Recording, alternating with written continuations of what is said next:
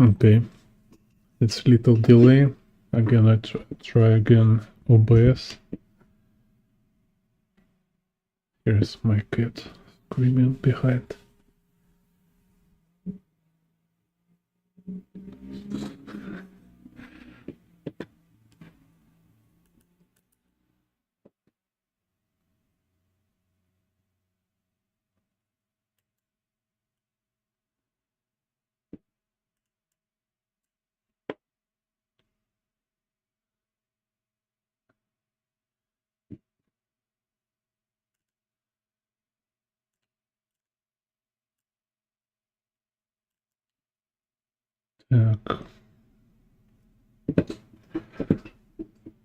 Okay, so today I have some pictures prepared to break down. Here is a photo I made in Hong Kong. Let's see.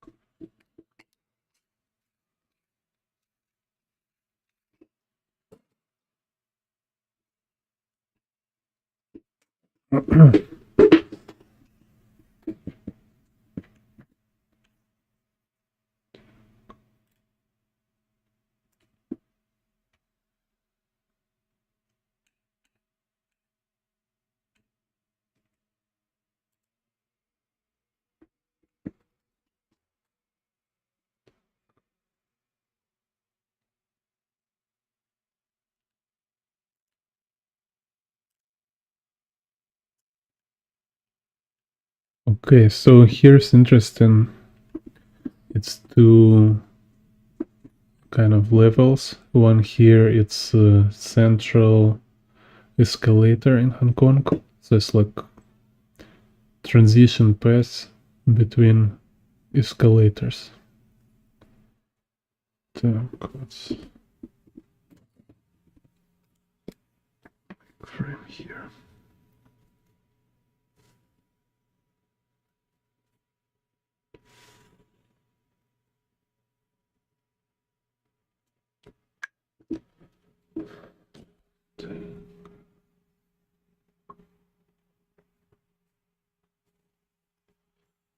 So first make some vertical line, some y-axis.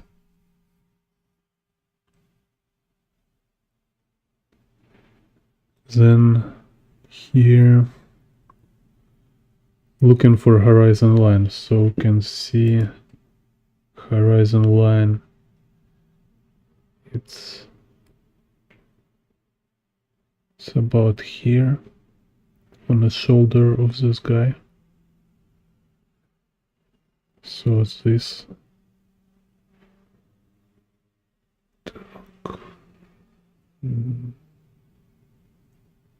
Anyway, somewhere here.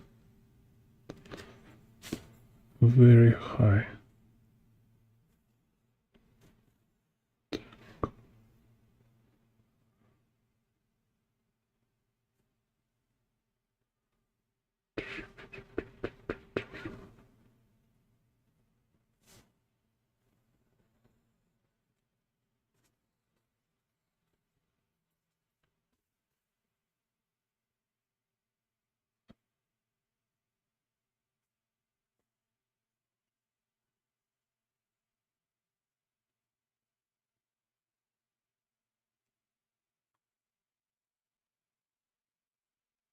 So this will be z-axis. And kind of here can make it like little curved one vanishing point perspective. So x axis will be like this.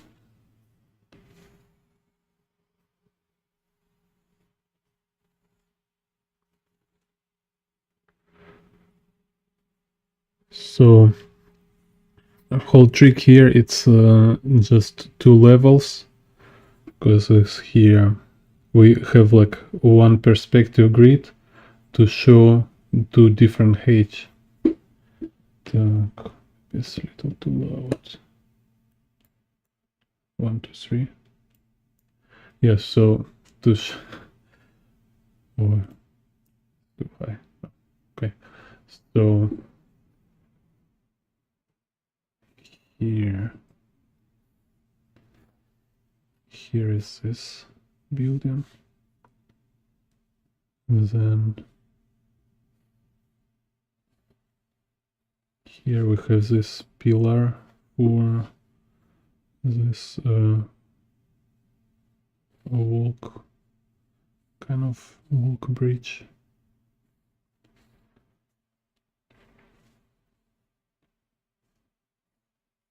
And this kind of railing here.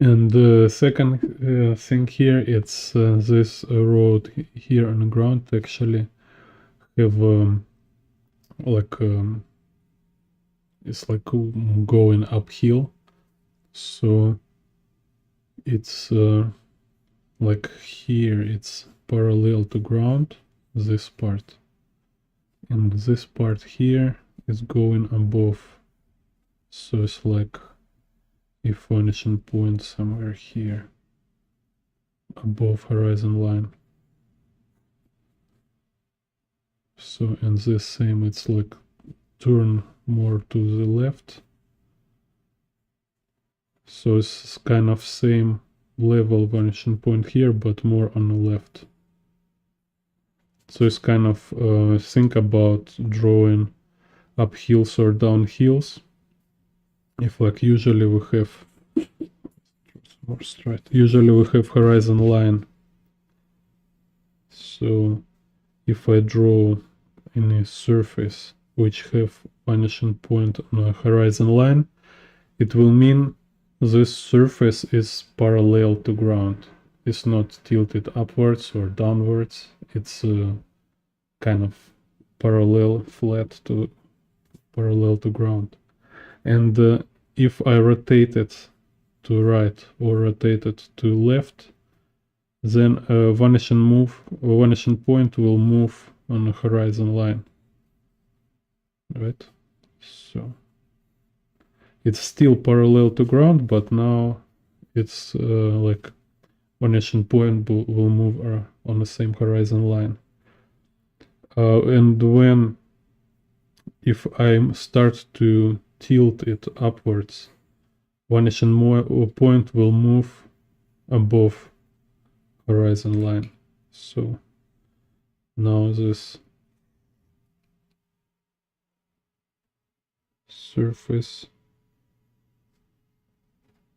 not parallel to ground, because its vanishing point is above horizon line. And here it's interesting, like if I want to draw another object which will be parallel kind of to this first object, and also like same parallel to it's like uphill direction kind of will be with same angle with this object, with this surface, then they will have same vanishing point. If I keep same uphill angle with this first one, but I will rotate it more to the right, okay, it will be kind of like a new level horizon line for this angle, and the vanishing point will move to the right because I rotate them to the right. So let's say, for example, and if I want, like, okay, I rotate it to the right, it's still not parallel, it's like uphill, same like this object. And if I want to move it down, make it parallel to ground, okay, I just move this vanishing point to below this one and put it on the horizon line. So now it will be parallel to ground and rotate to same angle. So kind of whole point here, it's like when you draw something looking up, like not parallel to ground, but it's like uphill, it will be vanishing point above ground. If you draw something which is like downhill, it will have vanishing point below horizon line, so it means like direction it's downwards. And if I are turning left to right, so I just moving like vanishing point right or left relative to vanishing points what already exist. So here I have this vanishing point, and like most of stuff here following this vanishing point on the horizon line. So it means like everything which have vanishing point on the horizon line is parallel to ground. Like if it's ground plane here, like a piece of road, or if it's this bridge for people to walk, or some of these segments on a building. And when I have uphill will go above horizon line, its vanishing point will be above horizon line. And I see here, okay, direction it's same, so I don't need to put vanishing point more to right or more to left. I put vanishing point right above this vanishing point because it's same direction. But for this part of road, it's same angle, uphill angle, but it's more like now is another direction, is turn more on the left. So I say, okay, I'm making this kind of horizon line for this uphill surface, uphill angle. This new horizon line, I can find convergence on it of this second part of road, which is look more to the left. So I say, okay, this is vanishing point for this part of the road. This kind of system you need to keep in mind.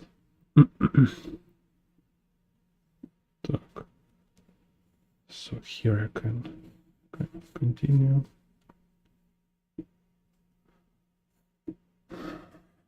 So, and here we have this kind of connection wall with the ground, right? So it's like will be this intersection. If a wall follow vanishing point here, but this ground, so here we have this edge contact with the ground, right?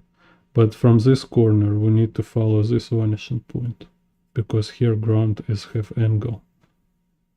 So this edge will be like this. little angle. Same here. Here we have other building. Has this, let's see, this part. It's following this vanishing point. From this vanishing point, we follow its same direction, but it's moved upwards to this vanishing point. Yeah. And here it will be cut here. Okay.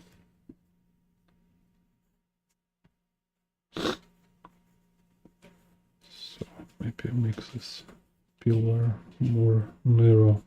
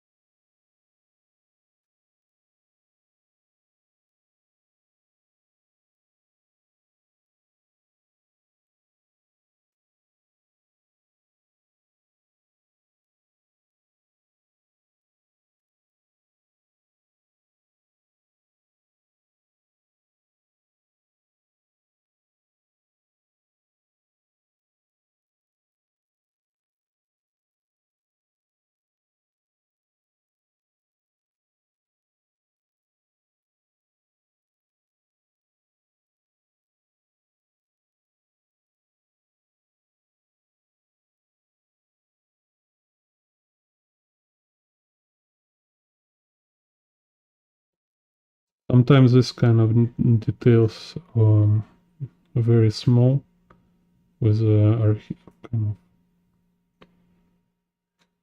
environment perspective, but it's important just for us to understand how it works, because you might show it, you might not show it, or maybe it's too small to notice anything.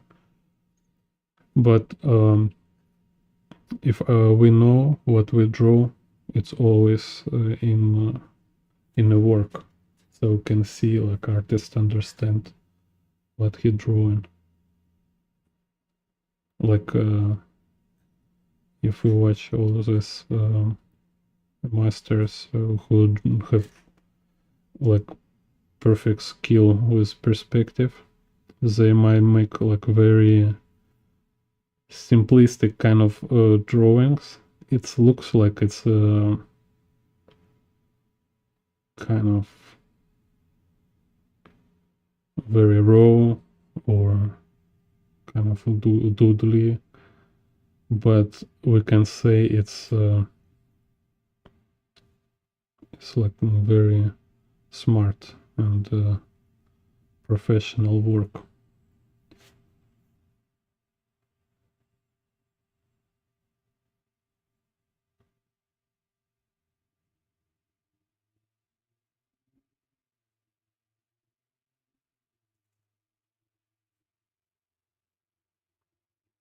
like again, like for example, like my favorite artist, Tsutomu Nihei. I think he draw like best environments ever, and often can see like how much he avoid to draw. So he like avoid to draw some details, but how he do it, we can see he perfectly understand where these details. So he makes kind of like sometimes it's in the black, like just like black spot hiding details, or like his how's called this manga Azimuth, Azimuth, like his recent manga, like he switch from very dark style to more kind of bright. So it's like less lines, it's very few lines there, a lot of kind of empty spaces and like white areas. So kind of like details disappear and dissolve in the space.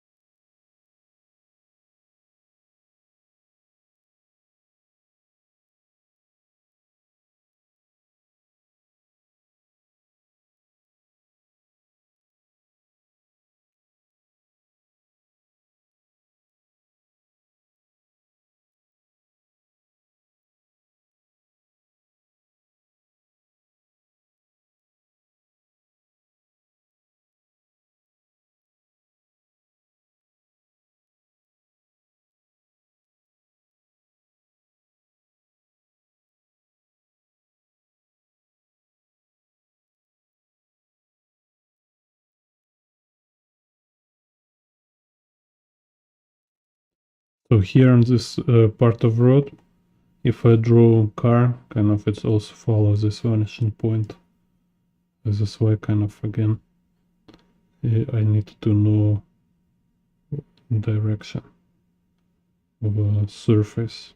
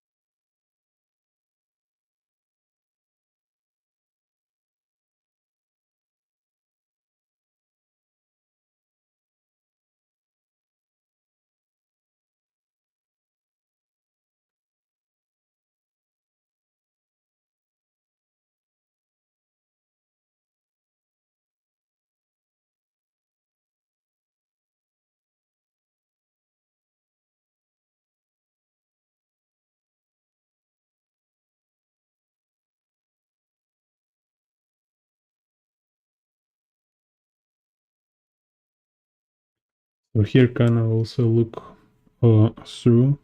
So it's kind of like what happening here. Where is this edge?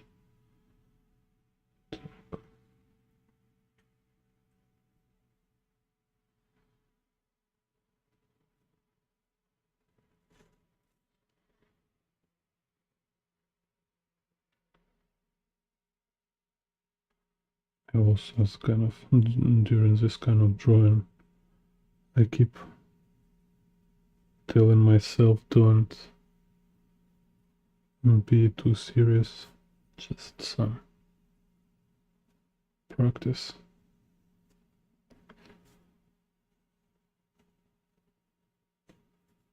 And this kind of practice, it's also to reveal some mistakes and weak spots need to more work on.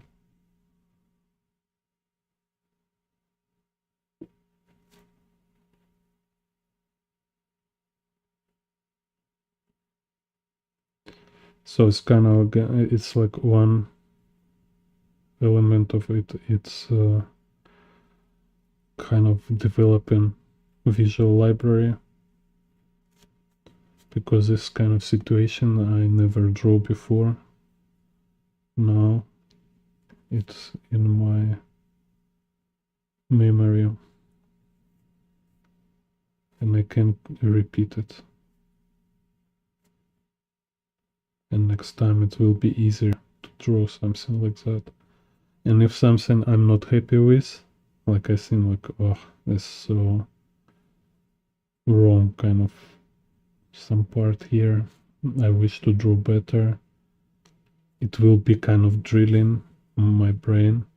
It will be like in my mind, kind of like how to fix it, how to prevent this mistake in the next time. And this way we're improving.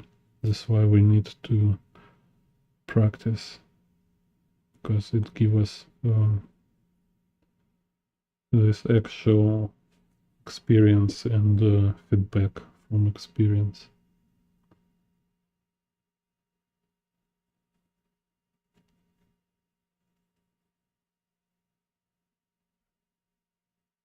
Hello, Joss.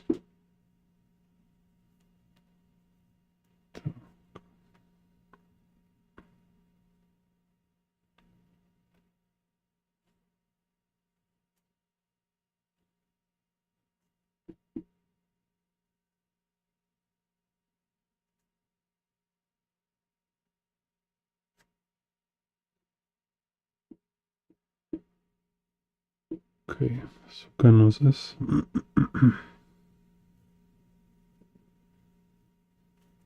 Just we can do here.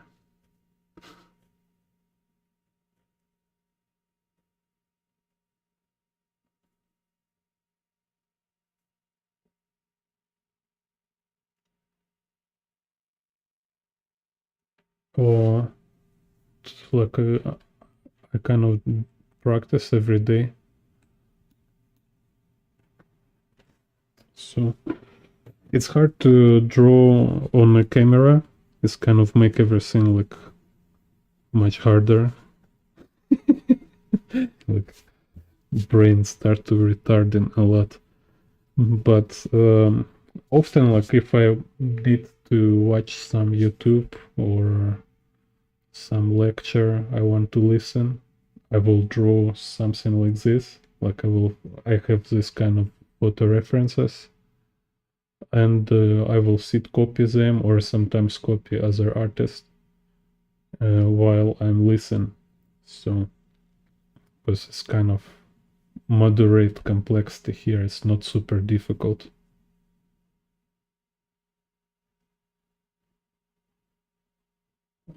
No,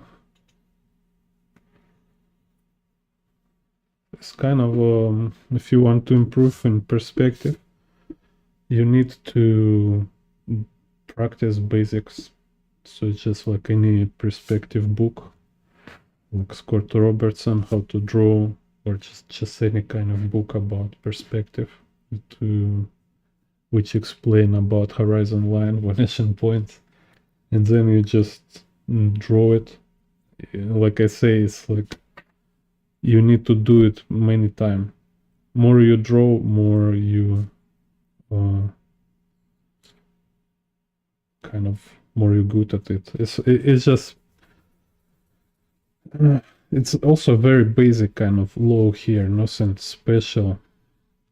It's just you don't need to look for any super good answer for this kind of basic problem, because this problem very basic. If you're like very bad in something, okay, it's mean like you lack in the basic knowledge and the basic skill. So just find some very beginner kind of book or watch my YouTube and practice. And while you practice, while you try and fail, you give yourself this kind of feedback. You have like you try, you see something wrong, okay, it's going in your brain. Then you try again, something wrong, something good, again it's going to your brain. And more you do like this, more information you got. So this way you start to better understand how it works through experience. You cannot just listen or think about it without doing it. You will never understand it. You need to just keep doing it. And I kind of talking about this for myself, like let's say it's like this cartoon, first cartoon, kind of how to, like about dragon. I forgot how to train a dragon, I think. So I think you can say like every skill, every craft or art is like this dragon. Like it's something you don't understand. It's something there. It's this like kind of archetype, kind of this kind of huge sphere, and it's alive. You know, it have its own character. And at first you just like you aware of it. You go this kind of forest or mountain, whatever it is, and it's like, oh, what is this? Is this kind of drawing environment thing? And you like look at it, like you don't understand what is this, like you start to more study it, right? Then you approach closely, and this perspective art kind of, right? Also notice you. You say like, oh, okay, now you're interested in me. You want to draw. Say, okay, but I don't know you. Who are you? I see you first time. You just like passing by and you kind of like, oh, I want to be artist. But I see you first time. What did you done? Like, have you draw something? Have you read something? Like, who are you? So you need to know craft. And also craft will know you while you interact with it. So more you kind of have this experience together, more you start to understand better each other. You understand how it works, you understand its kind of principles. So like, I mean, if talking like, because this kind of mystical, it's a metaphor, right? But this metaphor, I think, is very good illustration how it really works. It's first you need to acknowledge. You just like, oh, I know you exist now, but we don't know each other good yet. You afraid of it, or you're uncomfortable together, kind of, right? More you understand each other, you will know, okay, what should you do to make it happy, to make this dragon interesting in you, to make art have good time kind of together with you, you know. And answer here, like very basic, it's dedication. If if craft will see you're dedicated, it will mean like you mean something for it means something for you, you know. So you're ready to spend time for it. You're ready to sacrifice something for it. Sacrifice your time. Sacrifice like some leisure stuff, or like I sacrifice a lot kind of this friends communication. I just like, okay, I just like to spend time with the drawing. instead of going to bar or instead of going to doing some stuff. I think it's a waste of time. I will like study something, I will draw. So after this thing, art kind of look at you and say like, yeah, I see you, I'm important for you, so I will give you something for that. I start to respect you. So and when then you see some artist, I mean, from my perception, how I look at it, these guys, they just totally in it completely, like like 100%. They're in craft, like they give themselves completely to it, completely. So, and you can see it in work. It's like this Tsutomu Nihei. Like I have no idea, like how many he draw. It's like insane. It's like he's not human. How he draws so much stuff. Like how somebody in the life can draw so many drawings. Just makes this kind of simple maths kind of, right? Look how much professional artist, how many pictures he draw. Calculate like how many hours he spent, how many days, how many years. And so like, okay, now I put this compared to myself. How much work I did for to get something from it. Like I already want something, but I do like 0 and 5%. So and we see all these beginners who talking about this kind of problems, like, oh, I have a artist block. Artist block? You don't have artist block. You have artist not beginning of doing anything. It's not like you're not stuck. You're not begin. What like you draw the picture in 1 year is not mean you start to do something. You're still kind of confused and not sure. Are you want to do this thing or not? Like people draw like 5 pictures, 10 pictures. So like I'm kind of artist. Okay, I mean, like you can think you're artist, but art definitely not considering you as a dude. You're not a dude for art. It's just some this kind of how's called wannabe or stuff like that. So this is just kind of this absolute like objective reality we should to kind of keep in mind. Like it's totally materialistic here in this sense. Like how much you put, this much you will get have. You cannot just kind of go in this cave with the golden treasures. For you, it's like, oh my god, you unlock a secret treasure. It's a cave, kind of, right? Kind of crest. All these diamonds for you. Just relax and enjoy.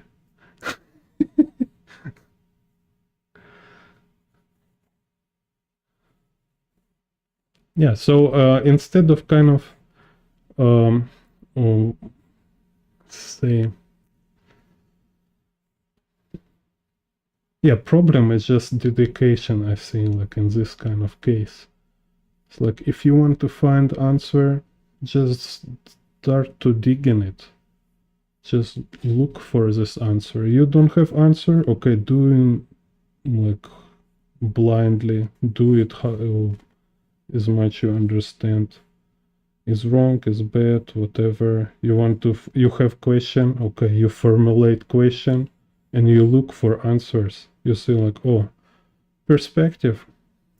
It's kind of a lot of books about perspective. So you start to kind of reading these books, and then you have like more precise question. You start to ask question what how improve my uh I don't know, like composition, like how to draw yeah, I have question for them how to rotate box in a 5-point perspective. For example, okay, this I can say this guy he already read some basics and he really have like some interesting problem in his head. And I try to understand how to draw, like I have no idea. So I find Italian artist. After like I spent some time, I was Google around and I find Italian artist or professor in art, and he make a PDF file where he explain how to rotate stuff in a 5-point perspective.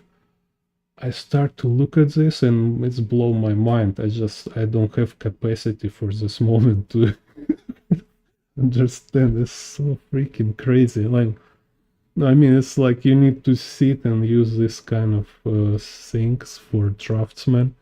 Like, it's definitely not my mm, not fun for me. But later I will come back to it and I will more work. But point here is.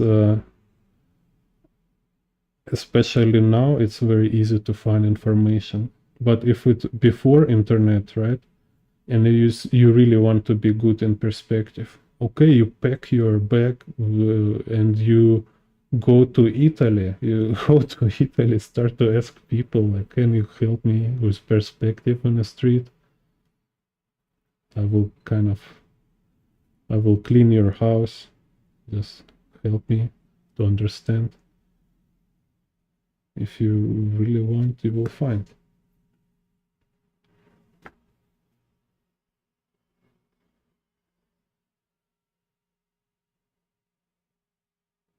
I mean, like, for me, it's also like if you watch Tom Mikheyev first chapter of Blame, I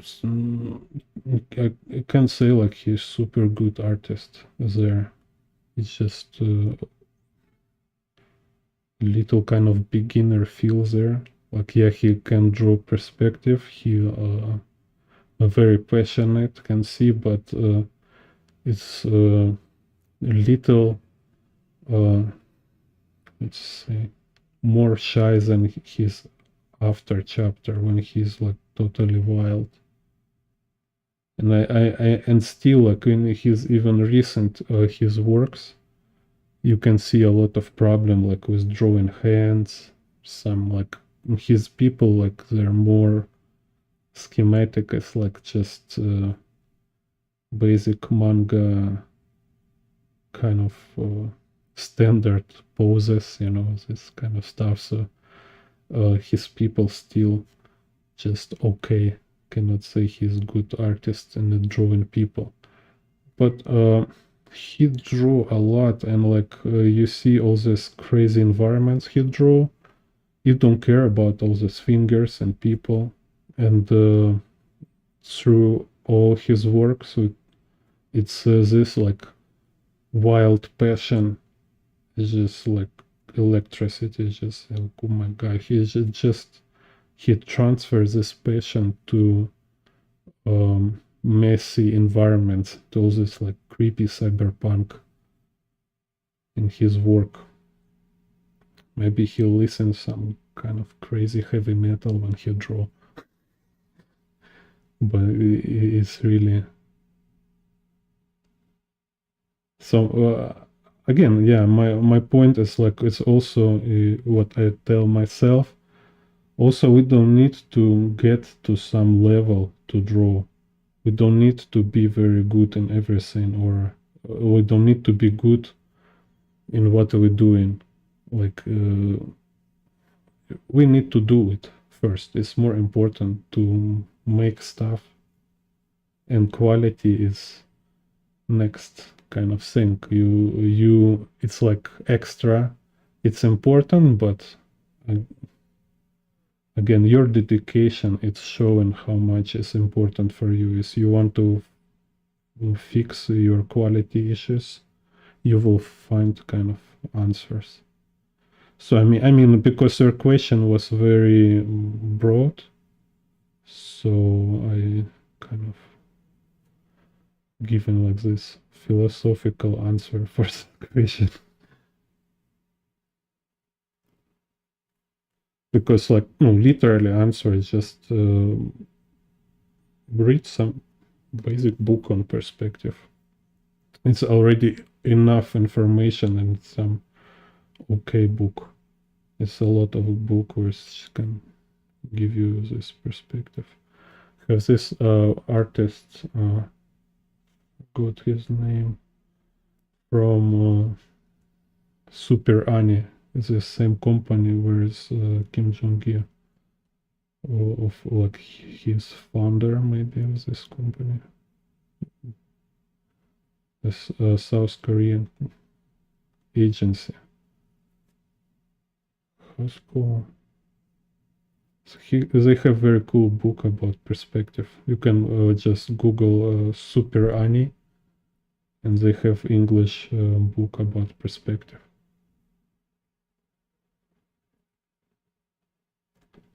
Like a Hango Kim, something like this.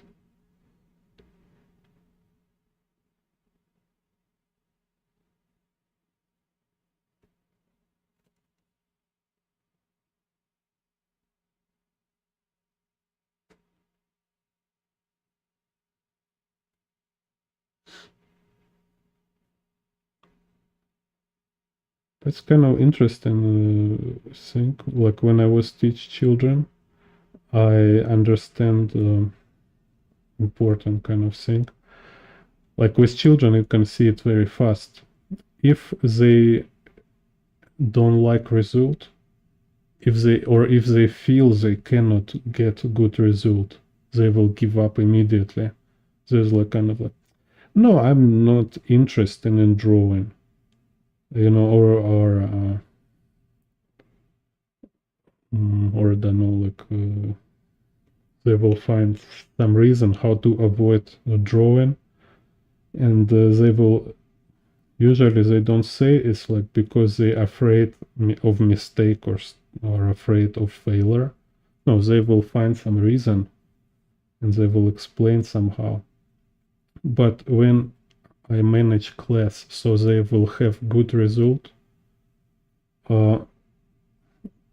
they're kind of proud and they want to repeat, you know. So we are same like this, and if we don't have good result, it's kind of break us a little, right? So we feel a little depressed every time. I say like, okay, I'm idiot. I cannot draw. Like, why I spend so much time for have this creepy picture, like, and even if you're not aware of it, but kind of this kind of thoughts will be in the head, and it will kind of this like a pain. So it's like, I fail here. So, and if we have this determination, we will go through this pain. We will like, okay, again, I'm fail. Okay, it's wrong. Okay, picture not so good, but you keep drawing. On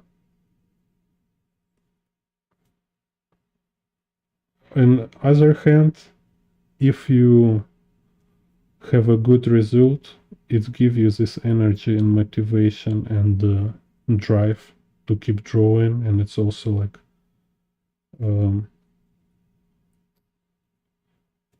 process will be fun. So in the beginning, when your level very low and you put like high plank, you will have a lot of this frustration because you want to see some high quality result, but your skill is very low. So you will feel this pain of bad quality drawing.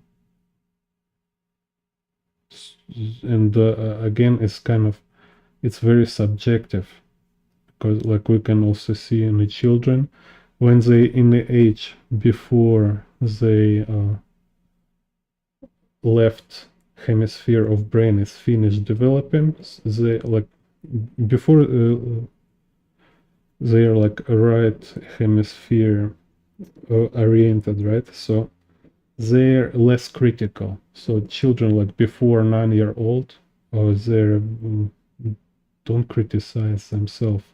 They just enjoy process. So they sit and they draw in all this nonsense. Is like, wow, it's cool, so cool. It's wild. Look at these lines. But then, like, why everybody stopped drawing? Because their left hemisphere finished development and they became logical, critical. They start to compare and breaking things to elements, and they see like, okay, this is not so good as Kim Jong-il perspective drawing. What am I doing? Why I'm wasting my time for doing these stupid pictures? So when you start thinking like this, these kind of high standards give you this frustration, pain of being not good enough. So like answer for this, you need to move your plank down, or you need to get to this higher skill. And problem, you cannot get to high skill fast. It takes years to get there. So you kind of need to balance. So sometimes you make yourself give yourself like small task, like simple task. You make some simple requirements. You say like, okay, I just want to draw something simple this time. I don't know to every time. I don't want every time to make picture like for art history and the exhibition and museum. I just practice. I just experimenting all this stuff. So you move plank down. Explain yourself why it should be no criticizing kind of. So you will less kind of suffer from process. And or you can constantly have this high standard but work like a machine, you know, like grinding and digging like crazy. If you have this kind of endurance and maybe you not so kind of self-critical or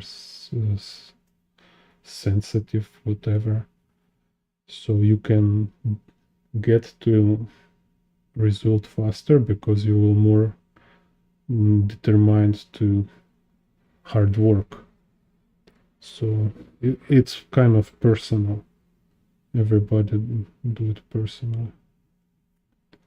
And also, as Kim Jong-il, he say in an interview, says this kind of first years is very hard work. It's very hard.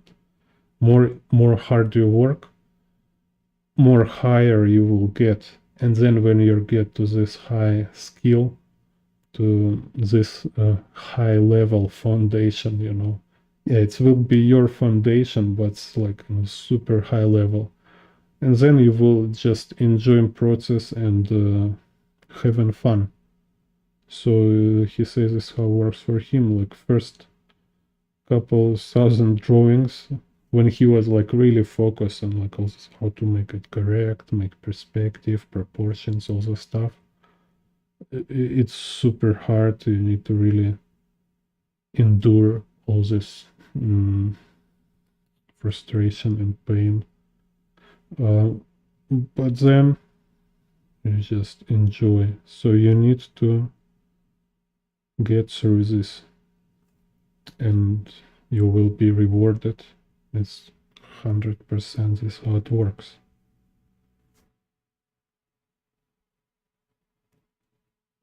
It's just from outside it looks like it was always easier, but no, it's same for everybody. It's just like exercising, like everybody can do, but not much people will keep doing it because it's process. It's exhausting and painful.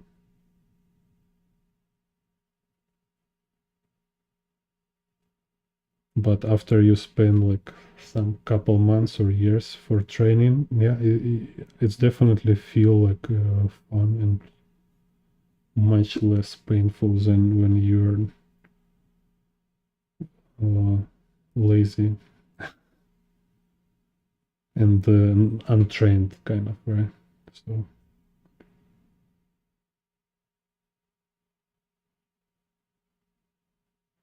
So it's like, yeah, we have this kind of perspective. What kind of, when we draw, I explain all the time, I explain about this kind of steps, about this kind of operations have in the mind. And this is kind of this, it's a problem solving process. It's frustrating and it's kind of heavy, let's say, because you need to do it. It's really feel like effort, and you know you need to do it. Kind of like you don't want. It's like come on, I just want to draw. Why I need to think about this stuff? But more you do it, more easy it became, more fun. You start to like say, okay, I want to kind of struggle a little with this kind of problems. It's became exciting. It's not, it still might be hard, but you get to this feeling of excitement.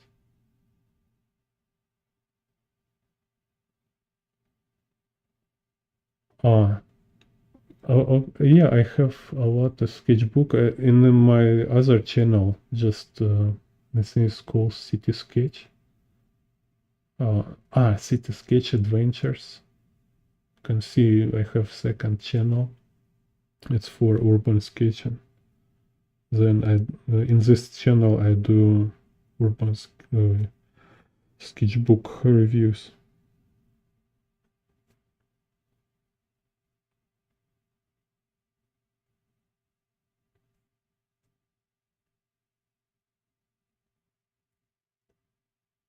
Yeah, so I think we need to kind of, scan our conditions and see like what we need from time to time. Sometimes they're like, okay, look, now I really need to have some um, good results. So I need to draw some picture. I can draw easily. So I will happy with the result and it will give me some inspiration for keep drawing. And sometimes you say like, no, I really feel drive to improve, so I will more focus on how to improve some skill and do hard work, um, thinking about all this stuff.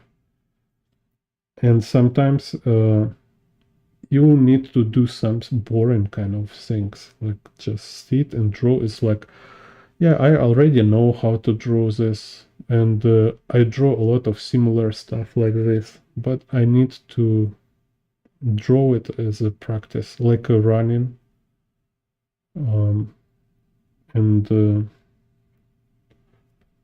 yeah, just like a routine. Yeah, so it might be this kind of in the art education system. It's like live sketching sessions or plein air practice, like when you go drawing outdoors something, or when you go to kind of high school. When have a model, so everybody draw live model, making these pose sketches. It's like a routine. You do it to um,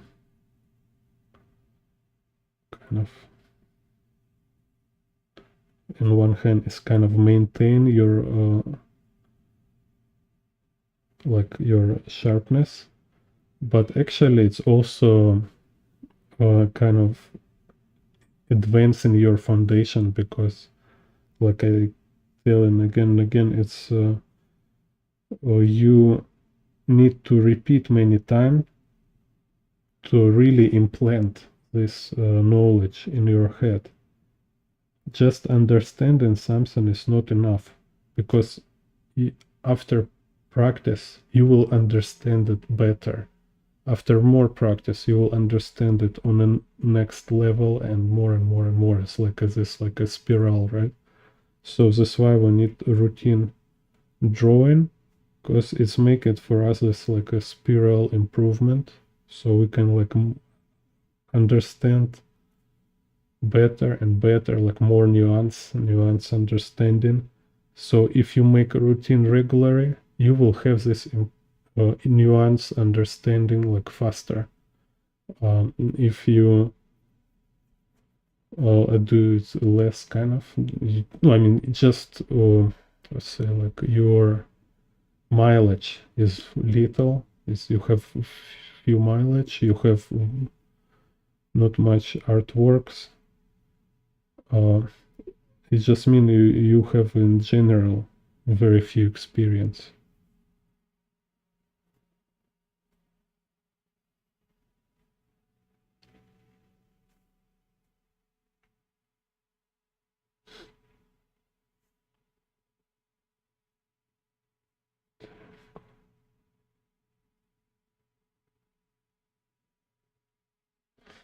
Yeah, it's like, I don't know, like a doctor, kind of. You imagine like what is some doctor who just read a lot of books, maybe have very good memory, but he have very little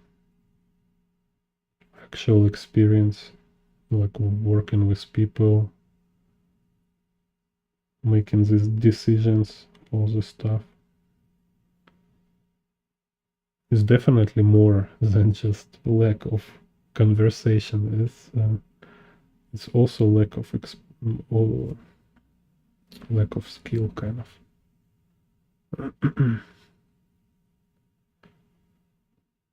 And again, if like talk about from my like teaching experience, also like when I after like I spent half year with a regular teaching, it was like serious quality kind of what's called leap in understanding of the whole thing.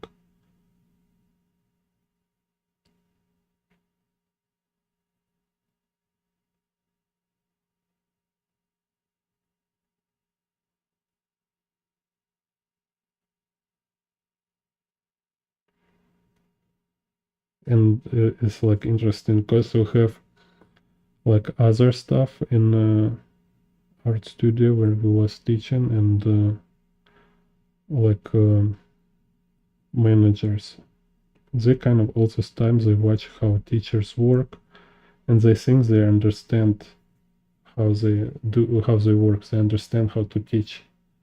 So I seen how this one of this manager one day she say like, okay, I think I can handle the student, I can like I can teach him how to draw this kind of picture. It's like, okay, I will see how you will do it. And definitely it's like she have no idea like how it works, you know. You cannot understand it watching it from a side and like saying like, okay, I got it. No, you have no idea like how I organize whole process. There's a lot of planning there. From outside it looks like some basic actions, but a lot of theory, kind of some ideas, principles.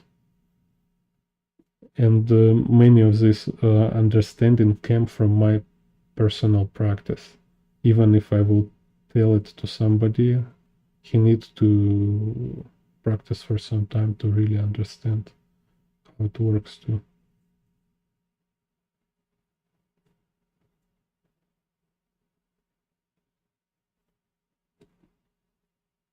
Так, давайте here.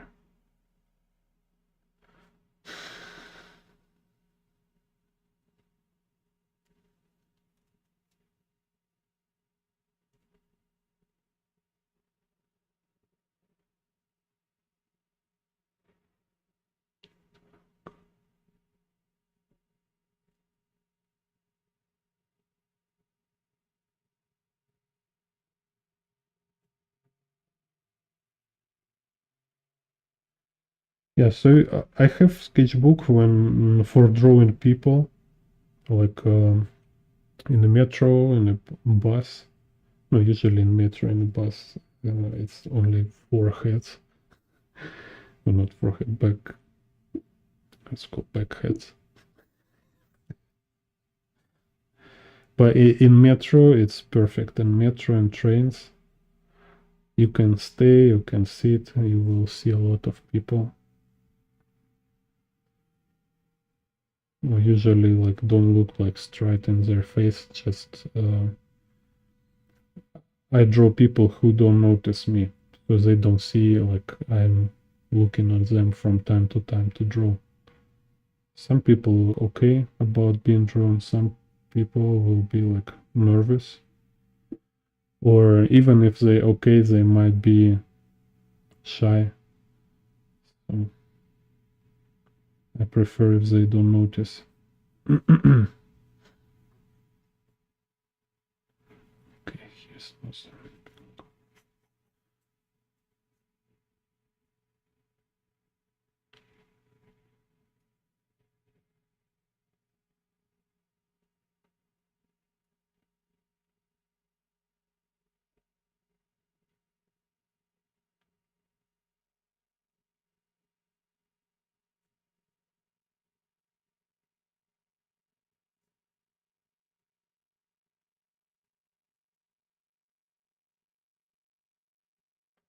And often I draw and I think like I draw like total trash. So like, oh my god, what is this? And like I want to stop and give up all stuff, but it's important to finish your drawing. So consider this kind of critic in the process, like a whisper of devil. It's like, hey, you're so bad, you cannot draw, look, so many mistakes. I'm like this, like a Biden murmuring in your ears, and it's like, oh my god. But you fight this devil and you keep drawing, and I have like hundreds drawings which are in the process. I think they're like absolutely ridiculous, but after I look and it's like, wow, it's actually nice.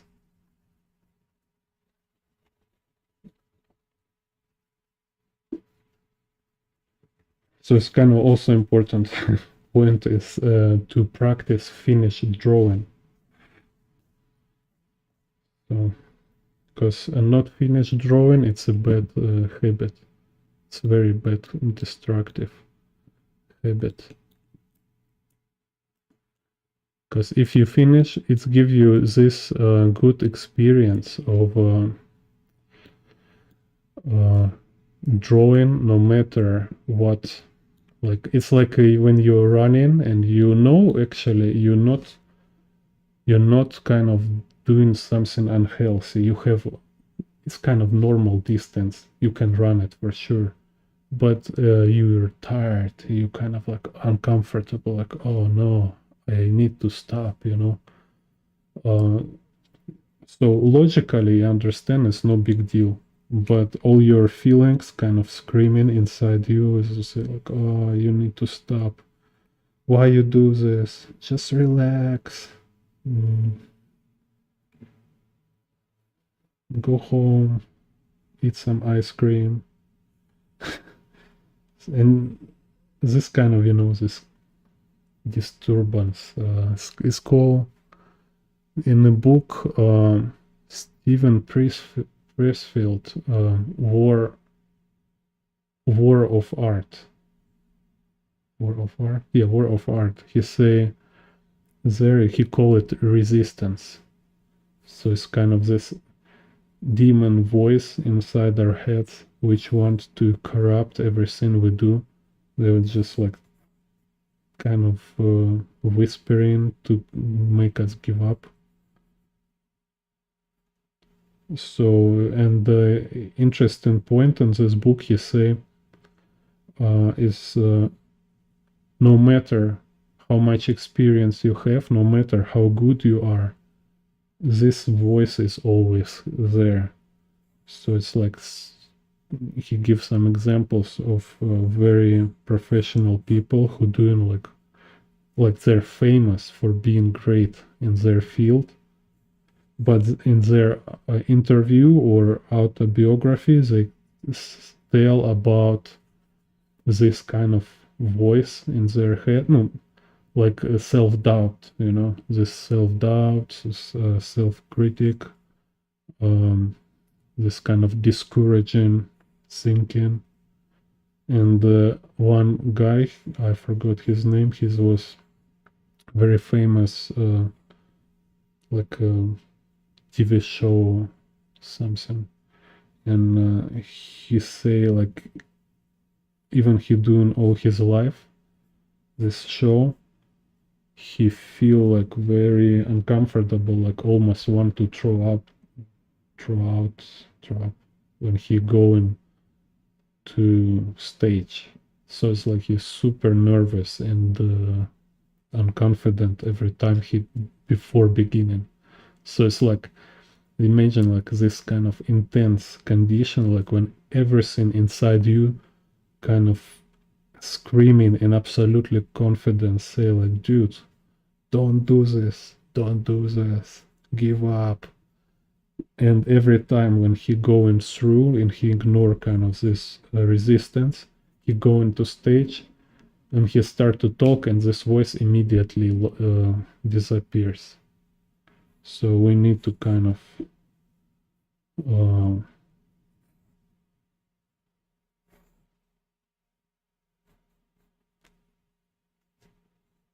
so my point here, like when we feel like frustrated with a drawing, particular drawing, or drawing in general, like because we're not good or perspective not good or something not good, we just need to keep doing it. And finishing picture, no matter what, it's this kind of small victory to fighting with this resistance, with this kind of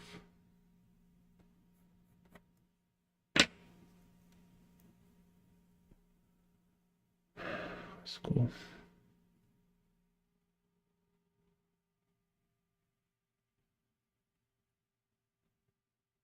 Pathetic kind of inner pathetic shadow, kind of, yeah, like Carl Jung call it shadow, I think.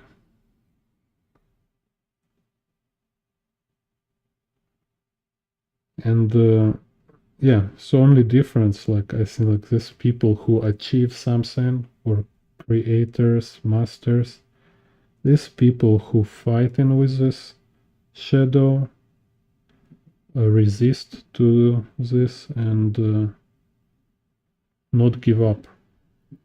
People who have issues with addictions, who is like lazy and not disciplined, they kind of, they're lost in this battle. They just give up to it and say like, yeah, they listen to this voice and they agree with it. They say, yeah, I cannot do anything, I better not try do anything. they can do it because it's easy for them,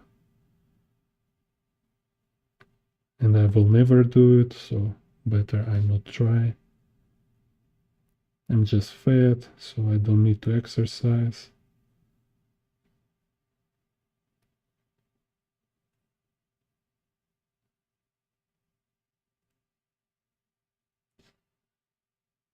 I'm just not good artist, so I don't need to learn art.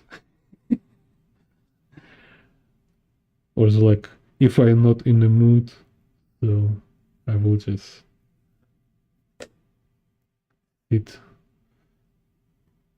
on my sofa.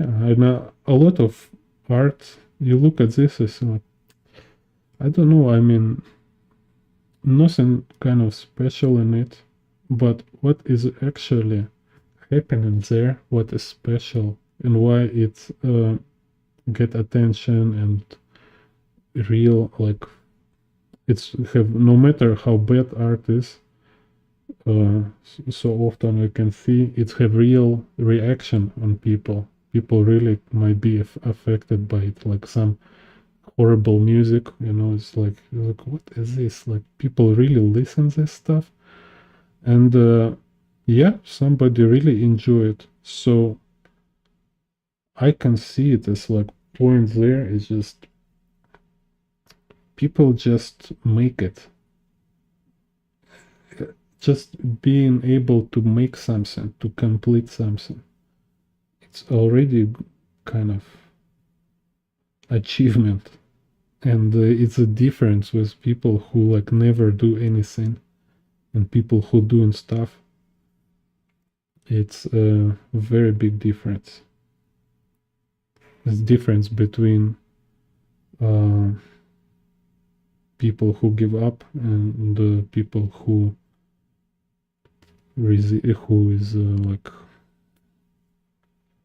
uh, keep fighting kind of for whatever they want to achieve, you know, for their passion, for their dream.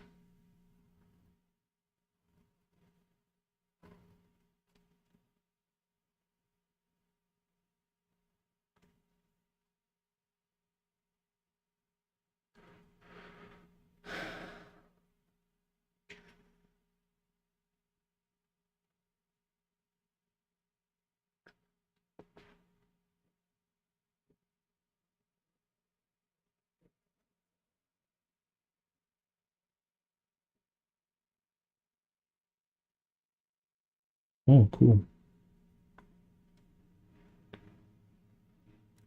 Yeah, yeah. So this kind of thing about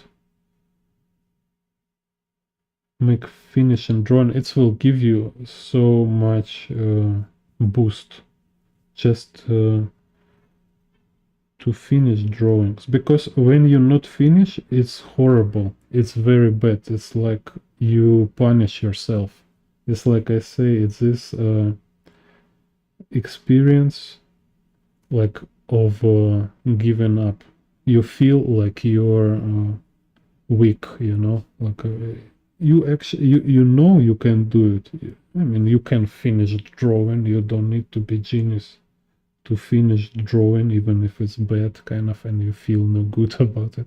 Just finish it. It's simple process kind of. Nothing like, you don't need to have superpower for that. And when you don't do it, you feel kind of you're weak, and you let your emotions control your behavior kind of, you know, because you lie to yourself, you betray yourself, because you kind of you plan to make this drawing, but then you give up just because your mood is changed.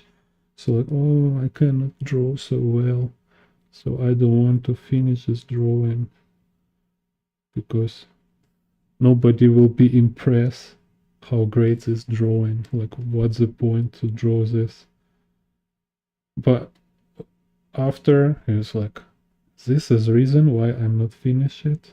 Oh my god, I'm so weak. I'm so easily being like get out of the track, just by some flinch of emotion. So no, this kind of quality of a character, right? So when we're doing, we're determined when we're going through through this obstacles, we're going through this uh kind of how's it called, snow interface in this cold wind, and it's like, no, I need to get there. I mean, it's uncomfortable, but I know I will not die from it. So, I mean, like, other thing, if when you do something like which is not only painful but is actually unhealthy, okay, then it's reasonable to avoid it. But when you know it's kind of good for you, you just kind of feel uncomfortable, then it should be absolutely no problem for us.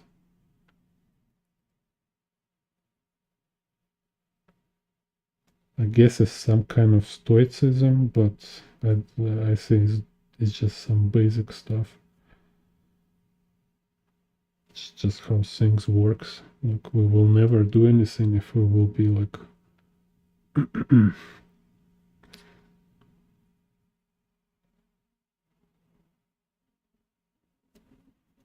if we will wait for perfect moment and for like super nice inspirational mood.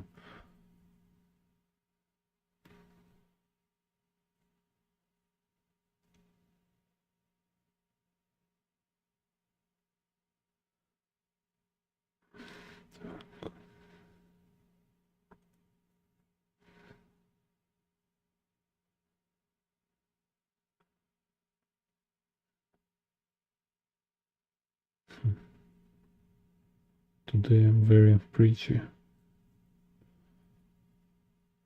It's like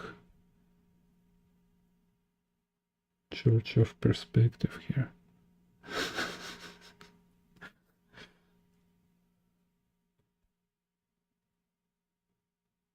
Today we will read Scott Robertson, How to Draw, Chapter 5.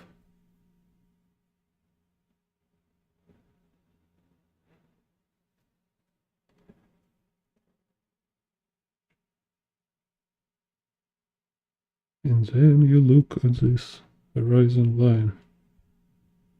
How many vanishing points you see?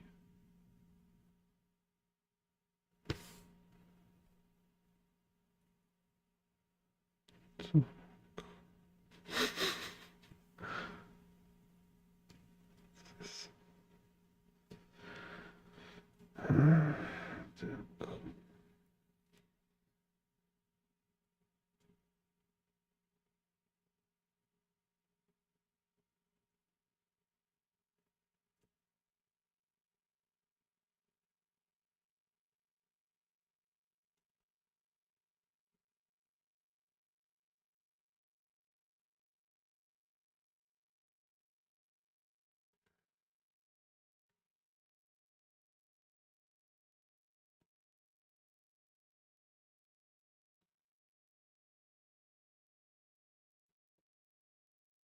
yeah.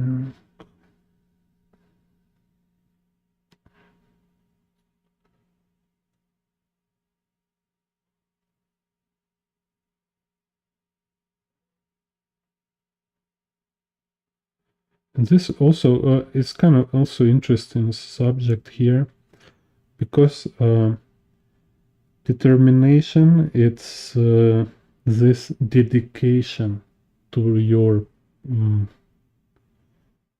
process, so like dedication to your goal. So yeah, it's kind of you have this plan, so you want to make this plan happen, kind of, so this kind of dedication. So you make plan to be a good artist. Okay, then you start to plan, kind of break this to some steps. You start to get this parameters for yourself, what is mean for you to be good artist, like what exactly you need to improve, what is the parameters, characteristics, like how you will know you're good, what do you want to draw, all this stuff. So you keep clarifying it, and this is kind of process of getting there. And dedication, it's about this. It's like you have this general plan, kind of this goal, and also you have each step, each small task, it's also kind of plan. You make it plan for yourself, and you know when is no real obstacle, so you can do it, but you don't do it because you're not in the mood. Okay, it's ridiculous. This is lack of dedication, it's lack of discipline. So this is just unacceptable, and we know it, we feel it, kind of, right? So, and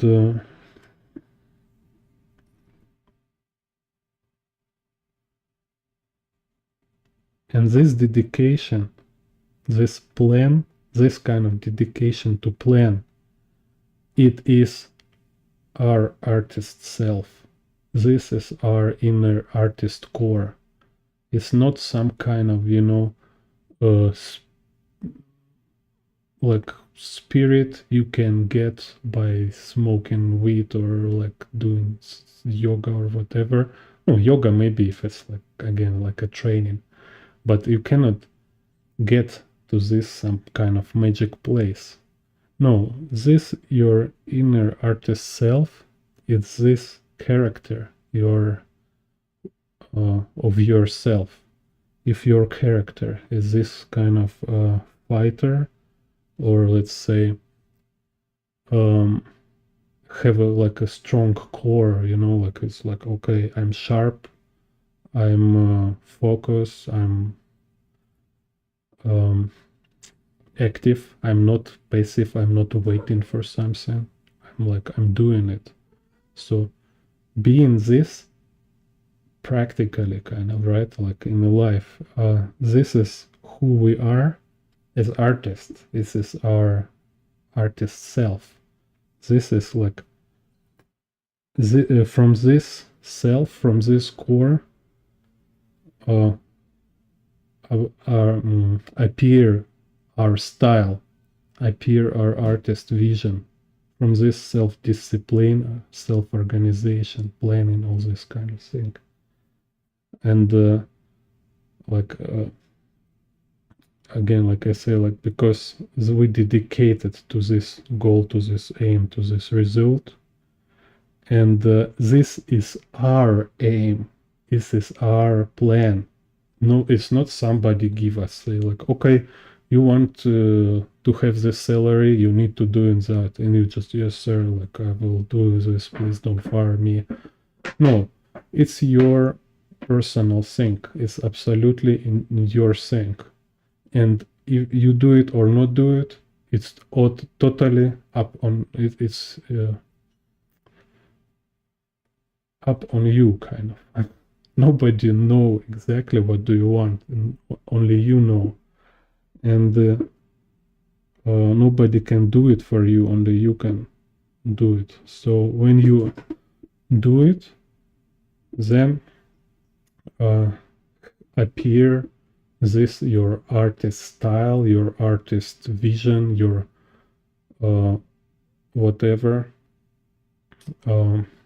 through this process. This is what I mean. And it also comes this kind of all this idea about, when you have this, then you have like direction. You know what you're doing. You have some kind of say story in your mind. Maybe like, oh, if you draw comic book, for example, it's like, okay, I have this kind of story in my mind I want to do, or I like this kind of draw this kind of motifs. I like to draw this kind of subjects. I like it. I interested in it, and I do it, and not because somebody like it, not because somebody give me nice feedback or something I did and now I want to make it more because somebody. No, you will never do it because there's somebody like it. We don't have this interest because it's hard work. It's a lot of hard work in process, and we will do it. We will really dedicate it to it only if it's like really deep in us.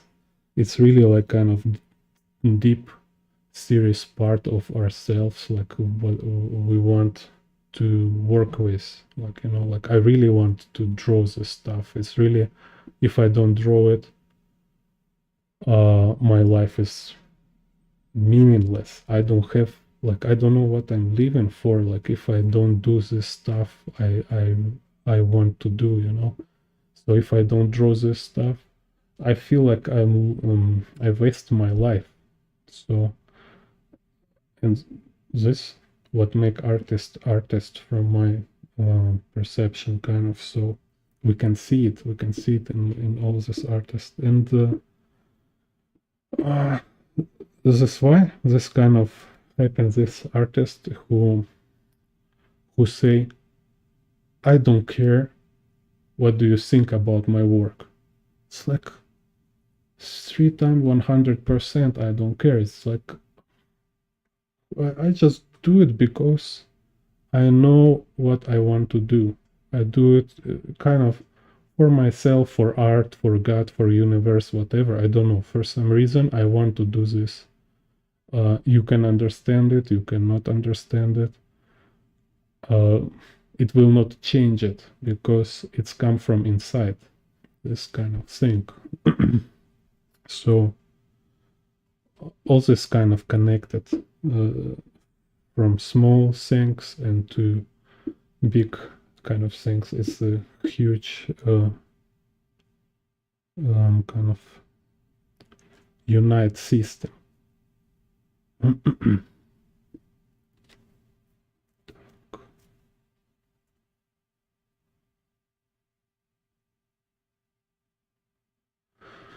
Yeah, because I was like, let's say 2000.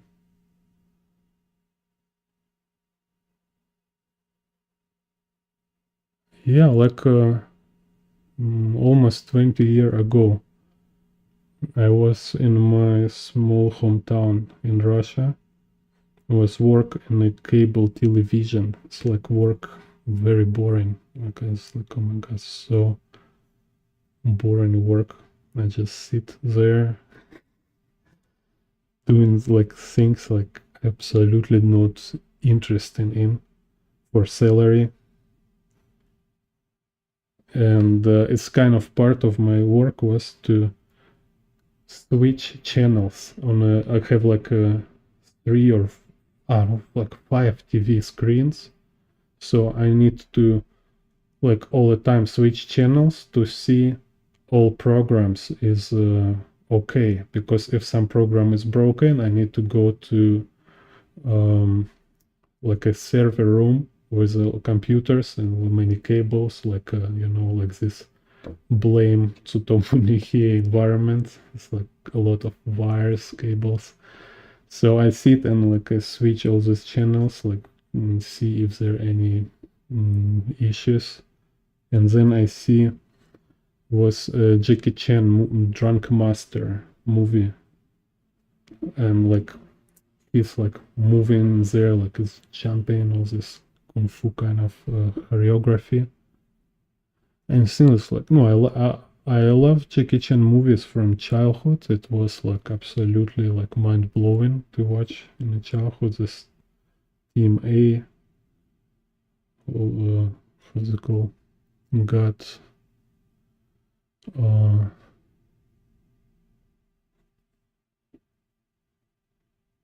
let's call this name for movie. I forget. Like no. Anyway, this kind of Indiana Jones, but about Jackie Chan. So I just watch how he like doing all this choreography, and I understand it's like he will never be able to do it if he will have part-time job like me, because like I was working on this job, and between work days I draw. It's like too little time, and I really need to do it like full time. So because I watch Jackie Chan, it's like you really need to do it all the time. It's so crazy. It's so um um kind of refined. It's so complicated. You see, it's like how much craft in his work, and I see like, okay, I really need to go out from this job, or I will waste my life for working there. So I start to having this plan how to became like full-time artist. So I get this plan about being travel artist. Like no, I start to make this kind of career, possible career, which I can do to be full-time artist. And my idea is to go outside and draw city streets. So I can draw like different city, different streets. Like I start from my city, I go to draw outside and like go and draw there, draw here, like have like 50 drawings. Then I go to nearby city, draw. Then I say like, okay, now I need to go to somewhere far, and I go to Moscow. I live in I make some friends, and I was sleep in their house. And like all time, I just go outside and draw streets. And then, like, how say, like, universe noticed me, and I got free tickets to Shanghai. And so I went to Shanghai, and was drawing Shanghai. I got my first customers who really bought my art, and I have money. Like I go to France, and now eventually I live in Taiwan. Like after Russia, Taiwan here is like a paradise. It's a really amazing country. And what I can say, like 20 years ago, I will never imagine I will be in Taiwan. Yeah, and I was like uh, about 9 years ago, I was working in Hong Kong. So I was in Hong Kong. I see this kind of streets from Jackie Chan movies, you know. So no, not only streets. I met Jackie Chan friends. I know some movie director, like famous movie director and actor from Hong Kong who making all these movies, and they know they're like friends with Jackie Chan. They know Bruce Lee family, kind of all this stuff. Because Hong Kong is a very small city, and like I was like working 1 year in Hong Kong, art teacher. It's like it was first time, and because I was promised myself never work again for salary.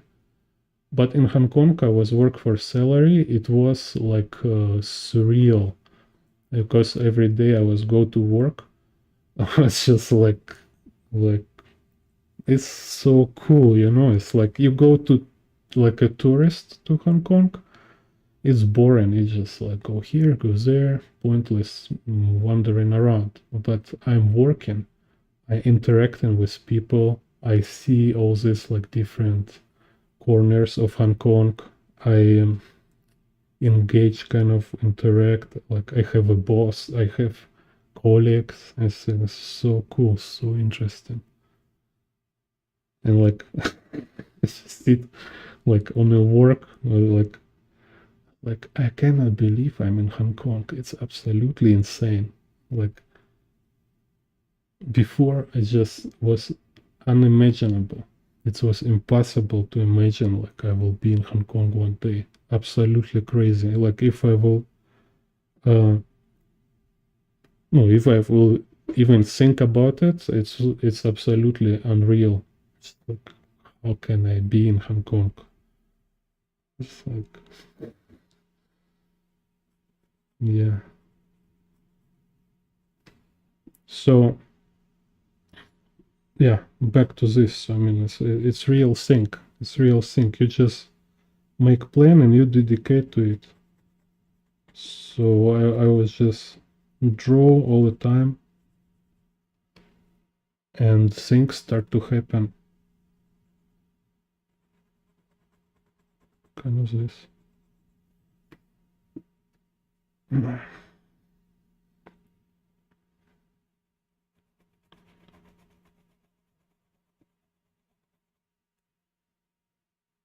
it's different kind of situation. Yeah, Russia making war. So I'm kind of now a citizen of a crazy, like, no, I have idea of Russia, you know, this fascist regime with the Putin. It's crazy. Waiting here in Taiwan, and like any moment China can attack us. So it's like now I'm in another crazy story.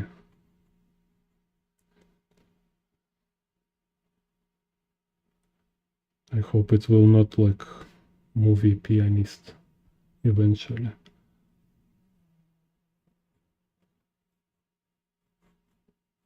Так.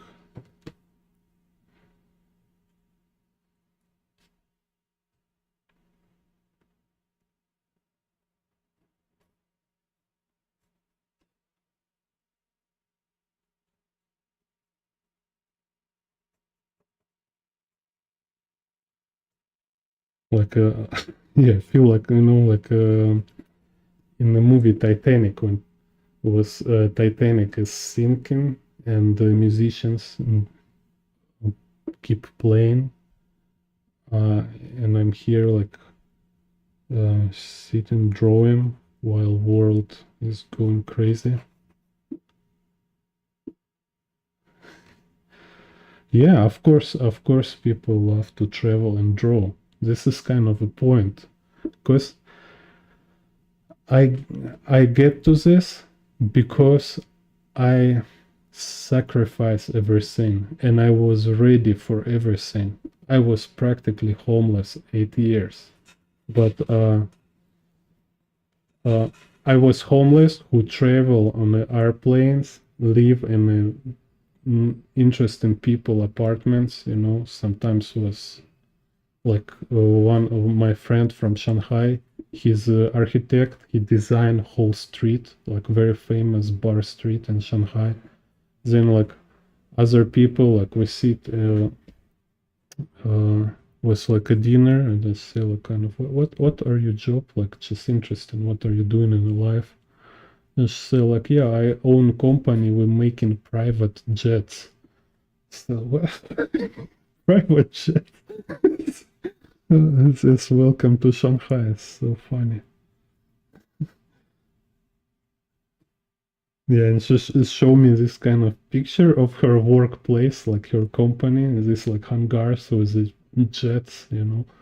And she says like, no, her father was a pilot who found this company, and stuff like that. Just it was just amazing venture, amazing people. I met a lot of amazing people, but practically I was homeless guy, like no home. I don't have enough money to pay for rent, and because I pay for tickets, for transportation, all the stuff. So like I was saving money from rent, so looking for possibility somebody will like give me some place to stay. Sometimes it was like a barter. I give some my drawings, so I can stay in the house. One day I was just go to my friend in the China small town, and I say like, like I really don't have food, so like no money, no food, kind of like through 2 days already. Like, can you borrow me some money for food? Nice. No, I mean, in my example, I was just convinced, like, if you're not alcoholic, um, homeless, you still can do a lot of stuff being homeless. Just people see you're serious, you're, again, like I say, dedicated, you're doing your stuff, you're not kind of,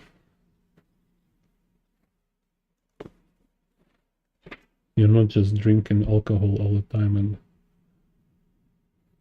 go into clubs.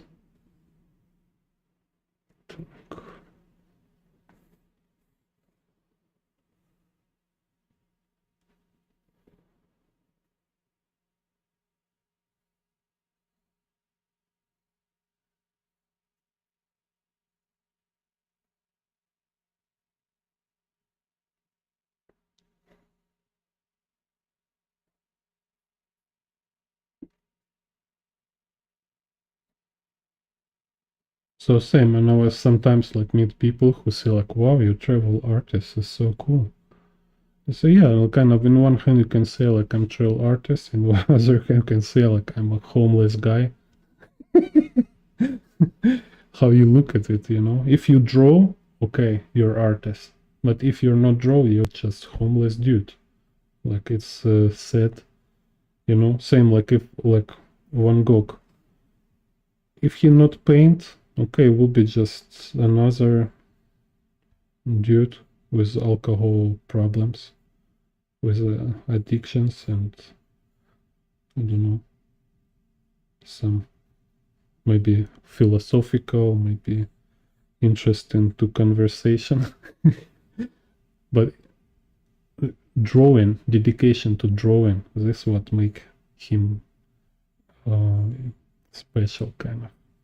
And not only kind of make him special, it make his life special too. Like this dragon in this cartoon. So we have this talent, kind of, right?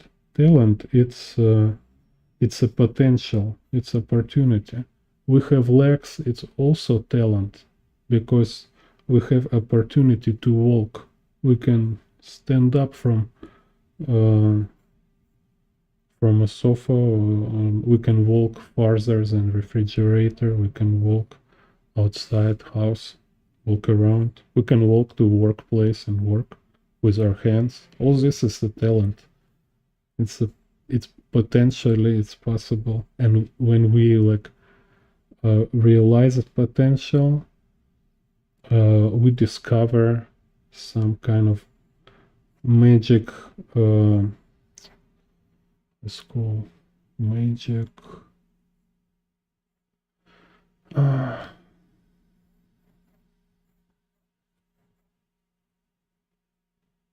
magic.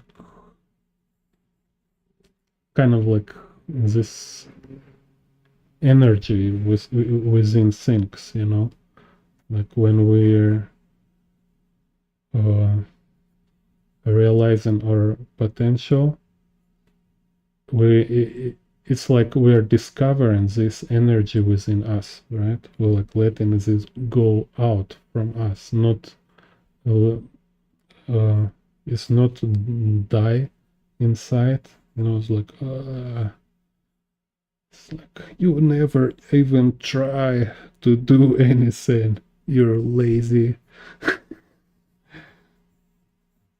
Yeah. So, and when we do this with ourselves, we start to we start to be able to do same thing with everything around us.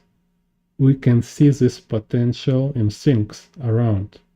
Like, I mean, this for me, like when I was drawing streets, Yeah, this kind of stuff is what I understand while I drawing, just walking around and drawing stuff in the streets. So I start to see potential of an environment. I was just like kind of, what is that? I see it's not just a view. It's not just this architecture, this kind of objects here.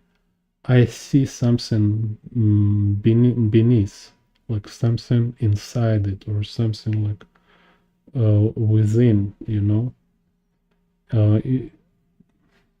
You start to see potential, kind of.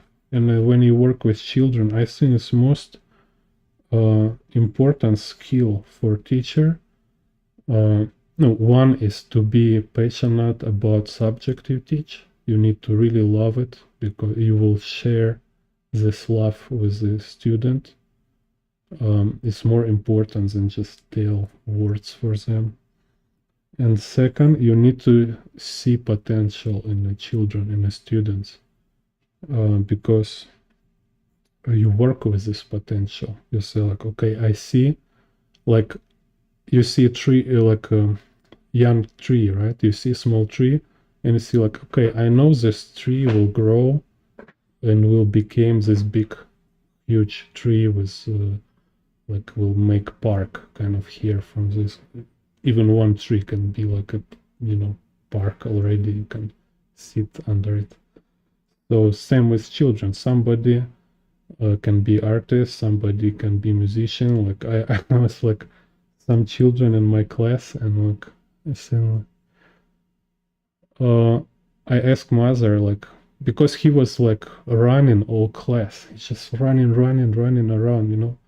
If I don't look inside him, I will angry because like I really want to kind of like it's not what I'm expect. I want student to sit and listen for teacher and like doing what I say, but instead he have a lot of this kind of energy. He running everywhere. He like going under table, and I say like, okay, art is definitely not his thing, so I don't mind. Like I don't want to make every children artist. It's more important um like okay, like I tell his mother he's not artist. Like I don't see him as artist, but uh still I kind of give him to try different materials. Like he little work with watercolor, he make some drawings, this kind of, and we have a nice conversation.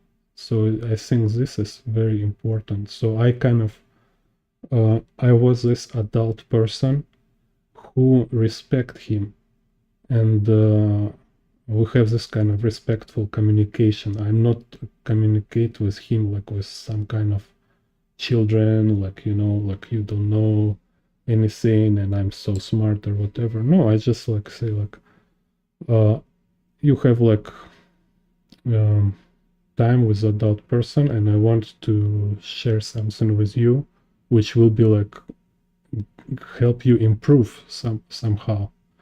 So, and even like have conversation so children understand there is some adult people who uh, respect them and able to communicate, like equally kind of.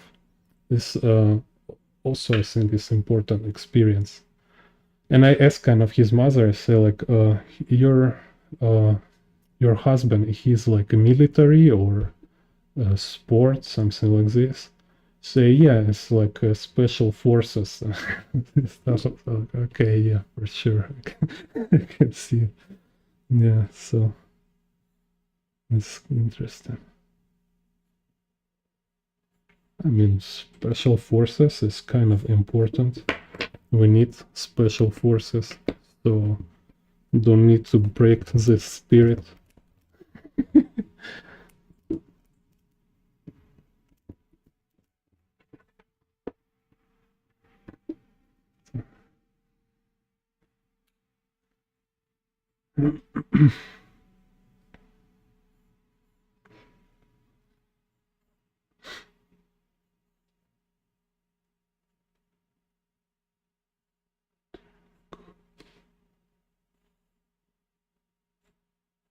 And of course, he maybe one day he will become artist still. I mean, it's not like I'm not believe like I'm have this visionary. More kind of point here is about like see potential, see good thing in in children.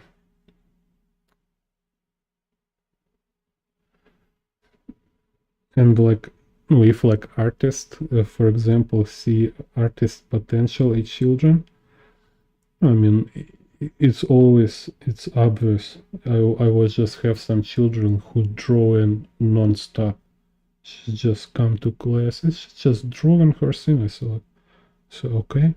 I said, do you want to draw something else? I say, no, I only draw this.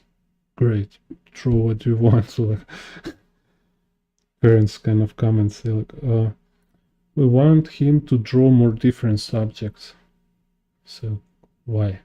What's the reason for this? Somebody tell you it's important to draw. It's like he's like 7 year old. Let him draw. No, don't need to kind of push everybody draw tomatoes and cucumbers.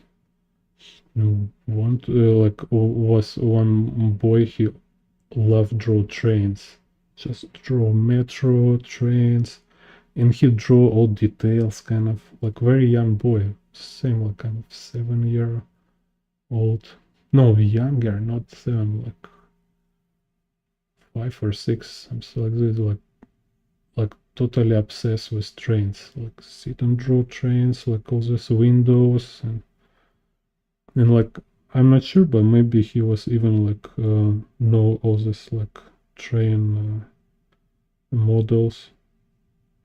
I think it's great. So I was like just kind of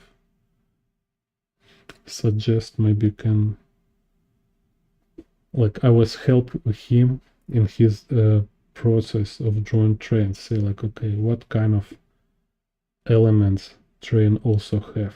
Like we can see people sometimes inside train. You say yeah, okay, cool. Yeah, I want to draw people. Draw people. Yeah, other guy, other children was always drawing like cars. It's like Fast and Furious scenario. Like all this, like like what boy always draw. All this sticky people running, shooting, explosions, helicopters. So I was just help him how to draw different kind of helicopters, something he didn't know yet how to draw. So okay, let's draw helicopter carrying tank. There's some kind of this huge helicopters where they can like carry tanks. So like, wow, so cool. Yeah. Because like if you see children draw, he have this energy to draw. You keep like kind of you draw more wood inside this fire kind of, right? You want to maintain this energy. This is what I mean, like teacher, he needs to notice potential. So somebody like they don't have this kind of currently, they don't have this energy for drawing. Maybe they will never or artists. This is not their thing. I don't think everybody must draw totally.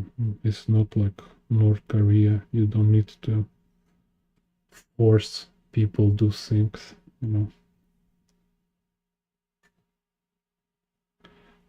And art kind of it's everybody know, every teacher kind of know.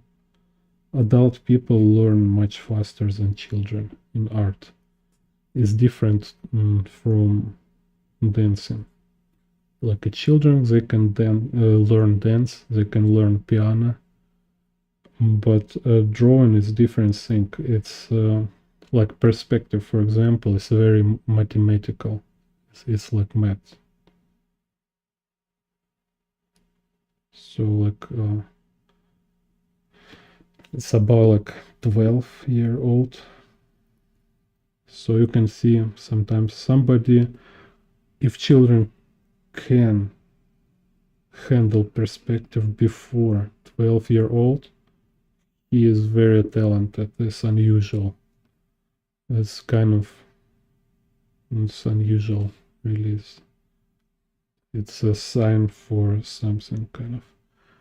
And sometimes is drawing is just not their cup of tea. So they even like 30-year-olds, they still cannot draw perspective. So.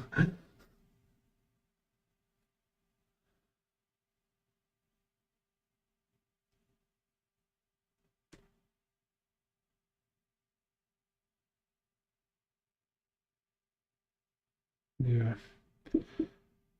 Yeah, because again, like I believe like artists or musicians, creative people or scientists, whatever, like if we take like uh, mathematics or physics, right? You see these people, like if they're good at it, they're very passionate. They're they have a lot of energy. They're super energetic, very curious people. So uh, this kind of they're like a children, right? They're like passionate like a children, and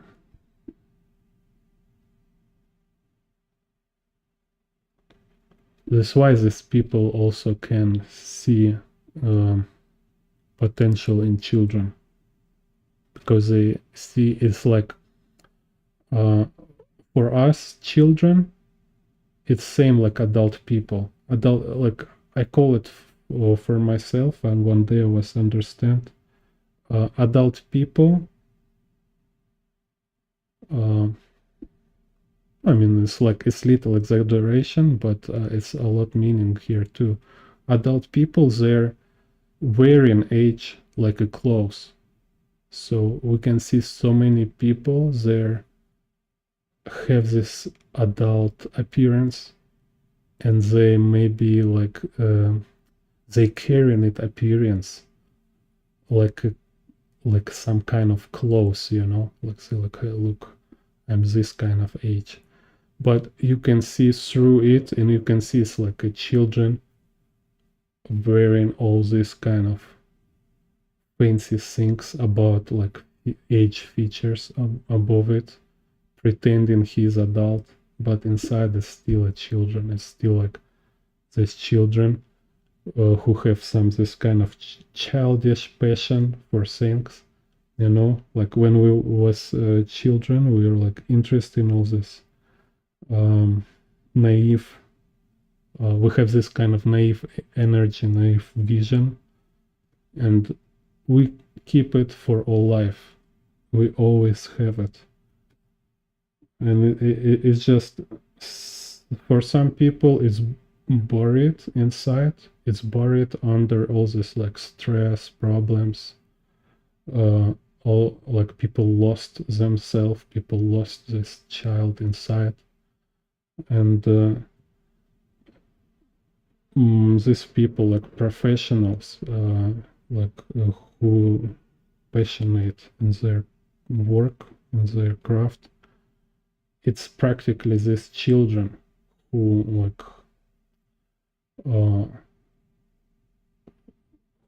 kind of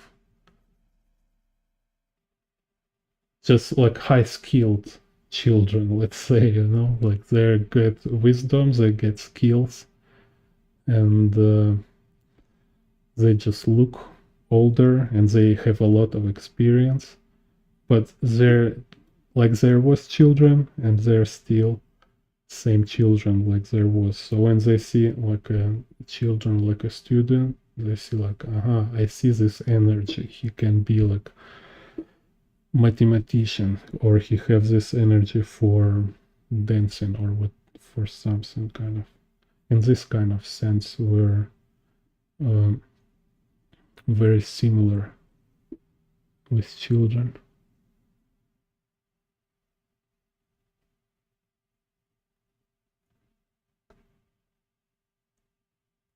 Oh, okay. Yes, see you next time. Where do you get your references from? You just go to Pinterest or just Google bird view. They also have some like photo stocks.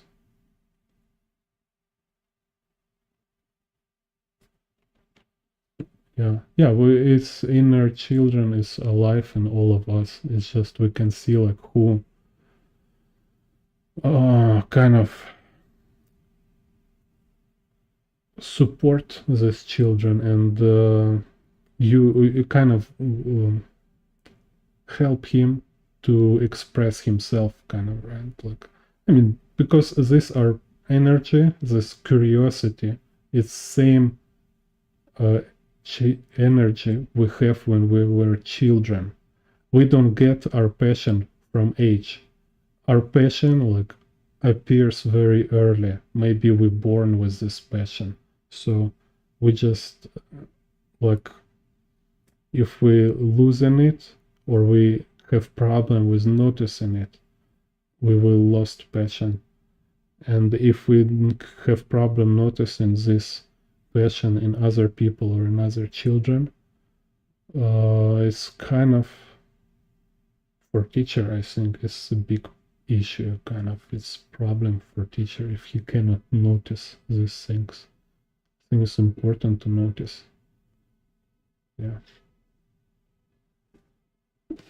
Yeah, see you.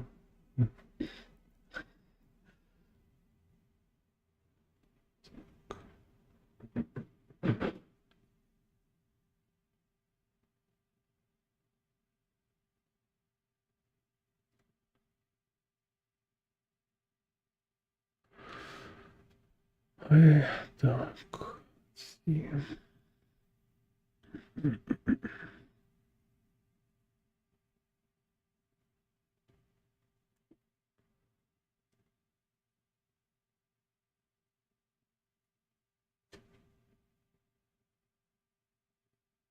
I thought you want to go. No, you're still here. Okay, no problem.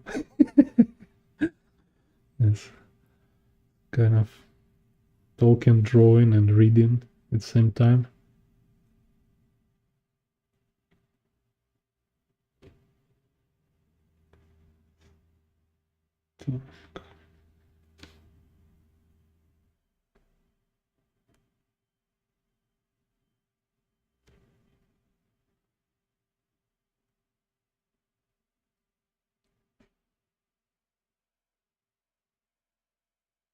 Yeah, so I think it's kind of this thing is just concepts about people.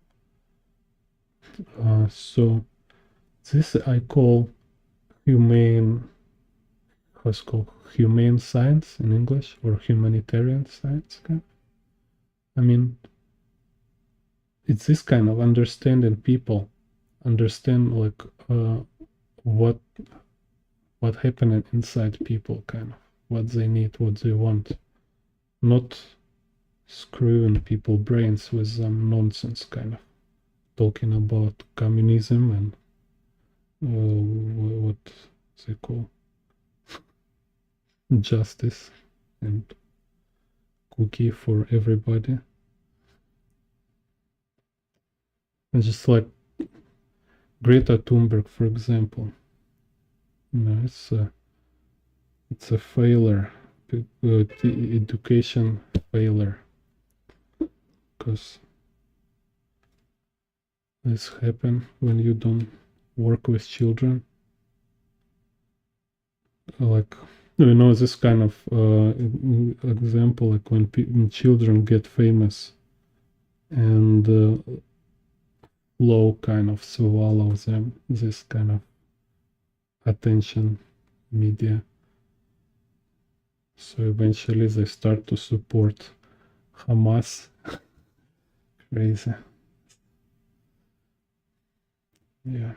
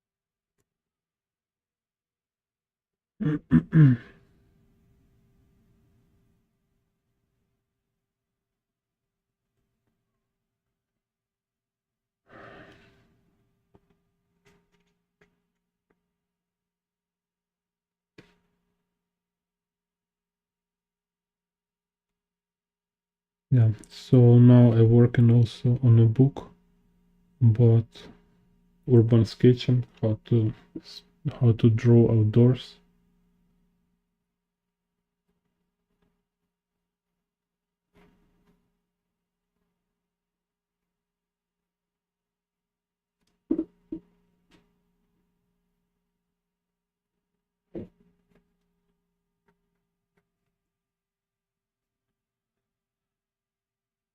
Yeah, and this kind of also drawing from photos is kind of,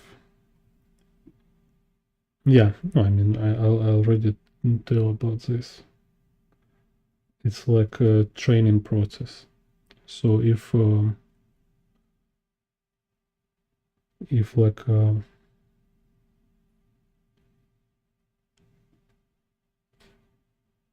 in the martial arts, for example, have a training when you like a routine when you need to training regularly every day or 5 day a week.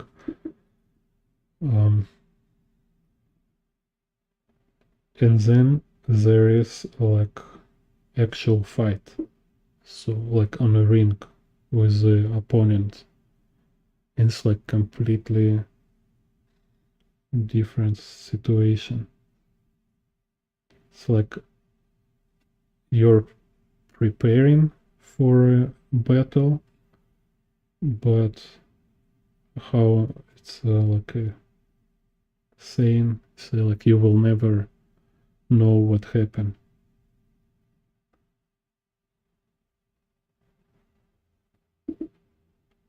You just make yourself more um,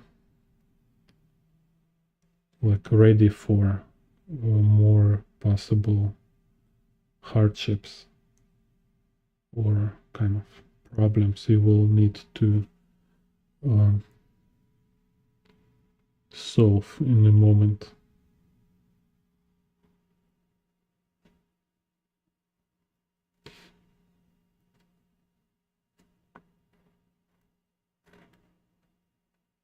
So if I want to draw a comic book, then I want to kind of prepare myself for drawing process on a comic book. By routine, I just kind of train this ability to draw scenes. If my goal is drawing outdoors, to be more fluent when I'm outdoors, because outdoors is very limited situation. You have like less time, and you need to think faster, and you, no, because environment change, day can finish, so you can lost your daylight. especially if like you work with color, it's so hard because you kind of like you want paint a sunset. I mean, it's change every second in front of you. Like how can you make these colors of sunset? It's crazy.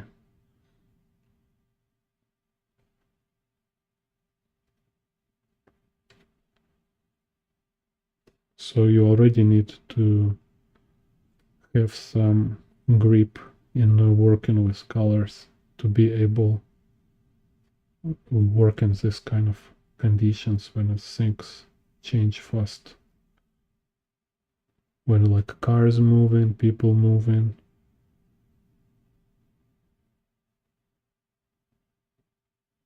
And like me, I like to draw outdoors. I like to stand. And after standing 3 hours, like back start to pain.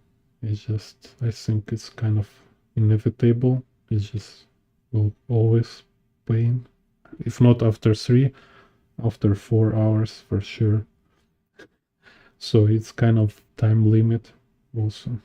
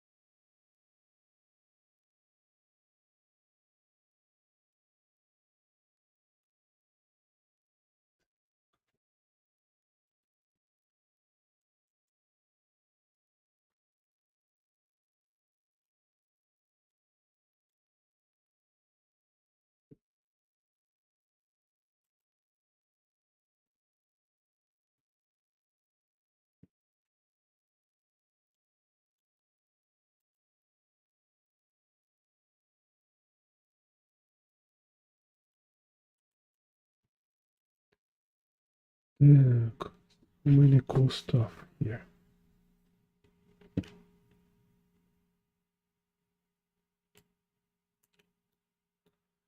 So also like Miyazaki, if you look interview with Miyazaki, or you can buy a book, Starting Point.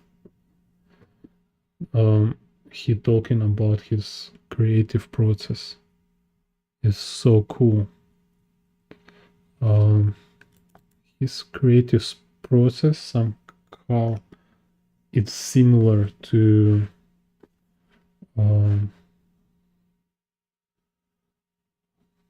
who's a director Twin Peaks? Always forget. David Lynch. Yes. So David Lynch he have book called Catch Big Fish.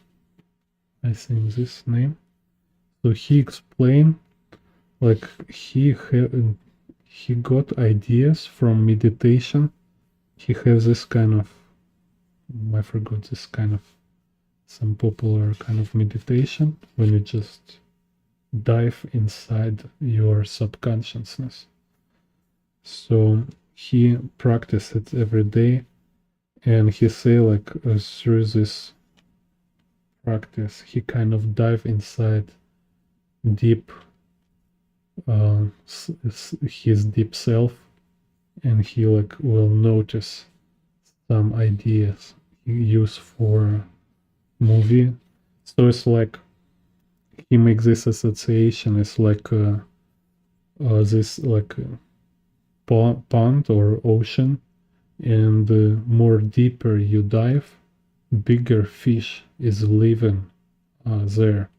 So in this fish, it's thoughts, it's ideas, right? Thoughts. So uh, like on the surface, it's just like mass of small, superficial, boring, like obvious kind of thoughts, all this kind of noise. And when you deep, you dive inside your inner ocean, you will notice more kind of bigger and bigger thoughts. So, and then he say he like dive very deep inside himself, and then he say like a huge fish. You just can you capture it, but your consciousness can't recognize it completely. You cannot process it like in one set. You will process it for a long time. You can like back to this image of this kind of idea many times throughout long period, and you will more and more notice some element in it. You will more and more recognize something about it. So it's like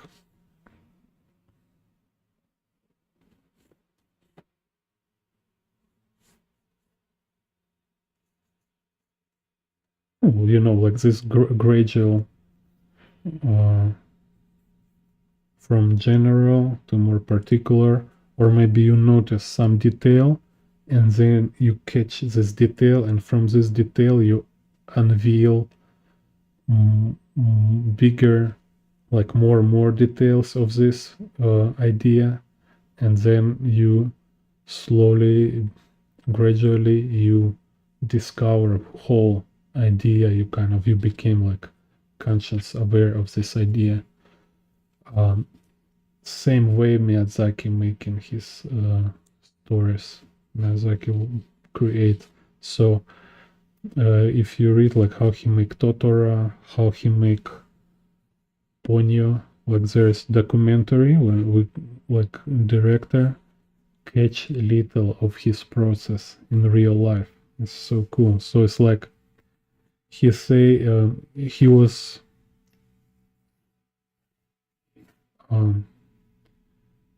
he say it was some character, kind of like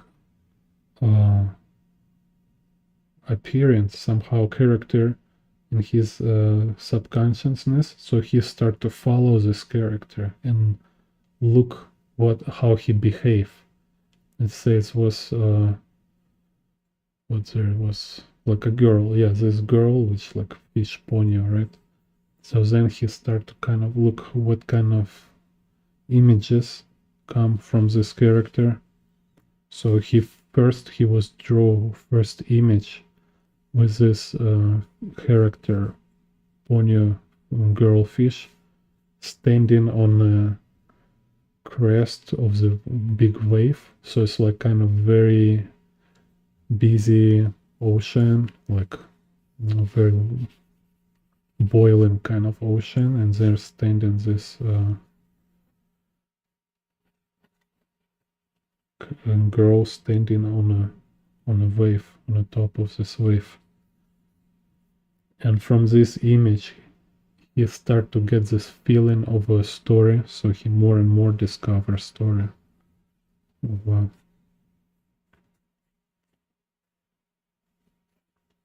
Which he like start to tell kind of this is crazy. I mean, it's absolutely unconventional.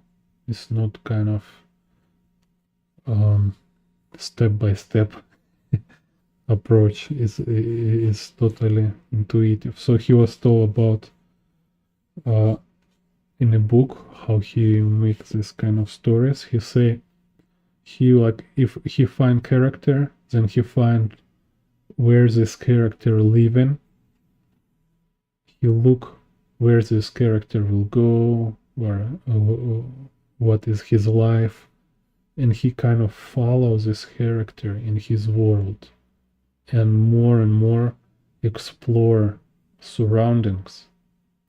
So he kind of exploring this world, this imaginary universe is kind of developing itself from inside, and then he tell about it, and because he also start to see stories happen inside this world, like kind of actions these characters do, situations they make, and this kind of stuff. It's insane.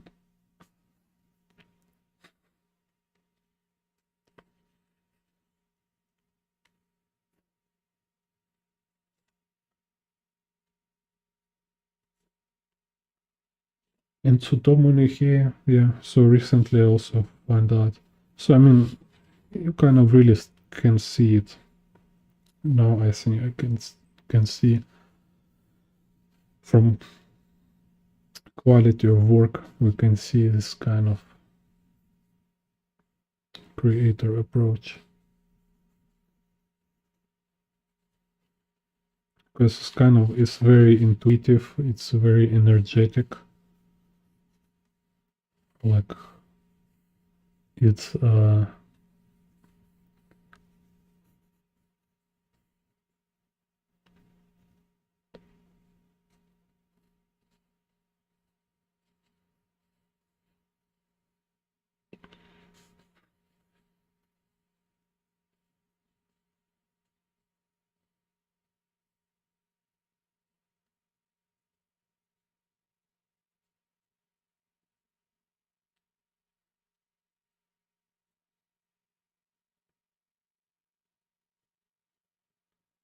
it's kind of qualities like it's being alive.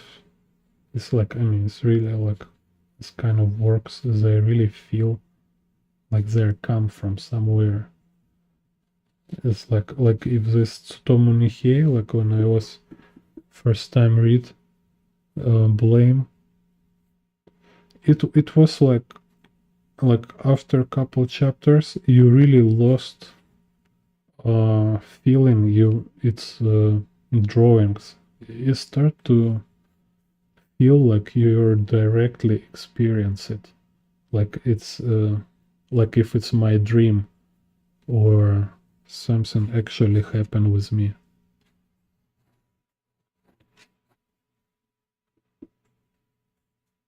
Because it have so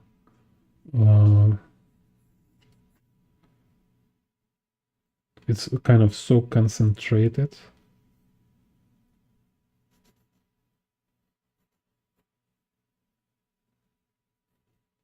So like when work is made from inside in this approach, it has this kind of very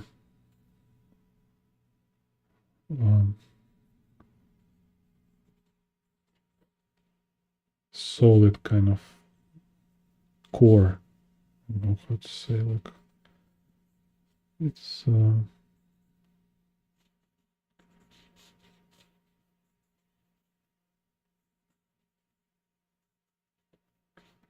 kind of fountain of energy.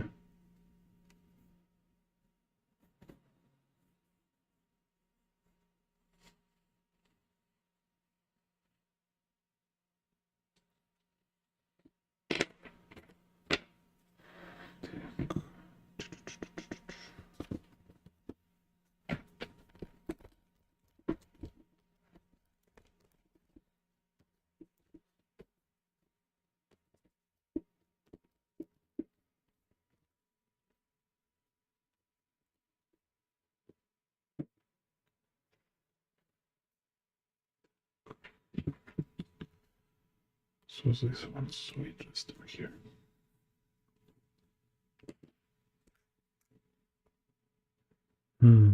I like this.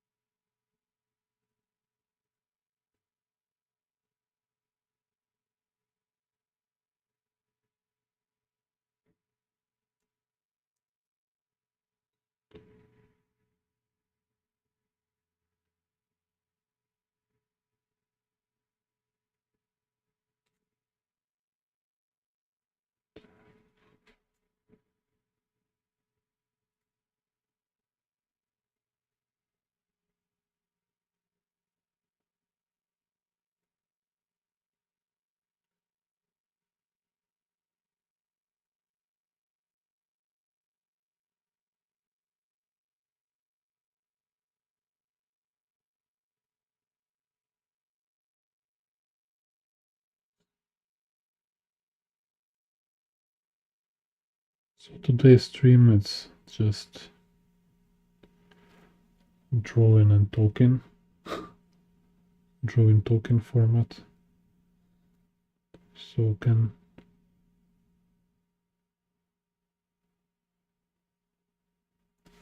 talk about anything.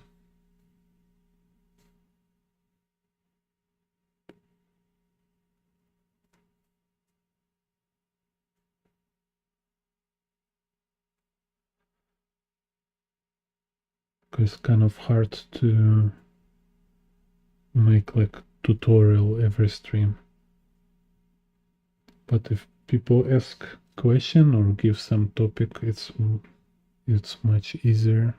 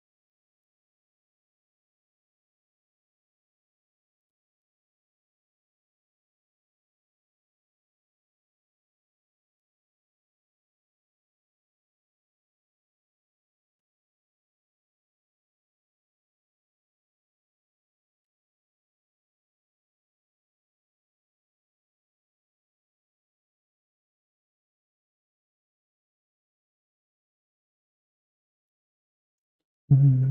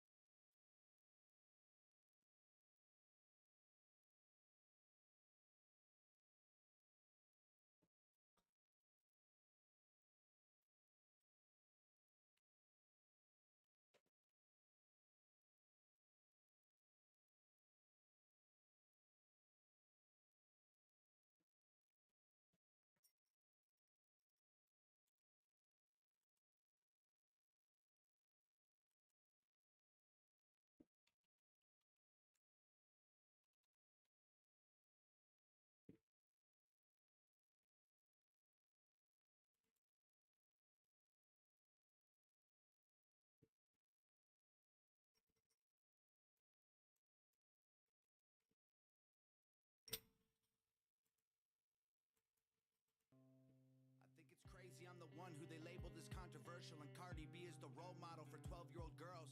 There's rappers pushing Xanax at the top of the billboard, but if I mention race in a song, I'm scared I'll get killed for it. It's backwards, it's getting exponentially dumb. It's more difficult to get a job than purchase a gun.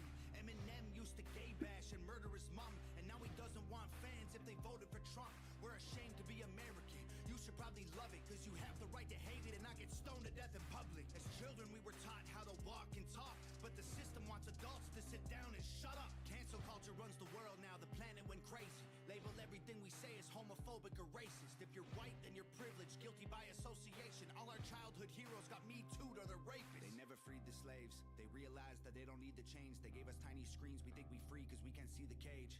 They knew that race war would be the game they need to play. For people to big teams, they use the media to feed the flame. They so fake woke. Facts don't care about feelings. They know they won't tell me what to believe in. They so fake woke. Same old safe zones. They so fake woke. Facts don't care about your feelings. I think it's crazy how these people screaming facts, but they fake woke. Hate their neighbor cause he wears a mask or he stays home. Has a daughter but his favorite artist said he slays hoes. Picks her up from school, music slaps on the way home. Censorship's an issue cause they choose what they erase. There's a difference between hate speech and speech that you hate. I think Black Lives Matter was the stupidest name, when the system's screwing everyone exactly the same. I just want to spend Thanksgiving Day with food in my family, without being accused of celebrating native casualties. We got so divided, it's black and white and political. Republicans are bigots, libtards if you're liberal. There's riots in our streets and it's just getting worse. Y'all screaming deep on the police, y'all are genius for sure. They're underfunded already, they're way too busy to work. Order food and call the cops, see what reaches you first. Segregation ended, that's a lie in itself. That was a strategy to make us think they were trying to help. They knew that racism was hot if they designed it to sell. We buy up every single box and divide us ourselves. They so fake woke. Facts don't care about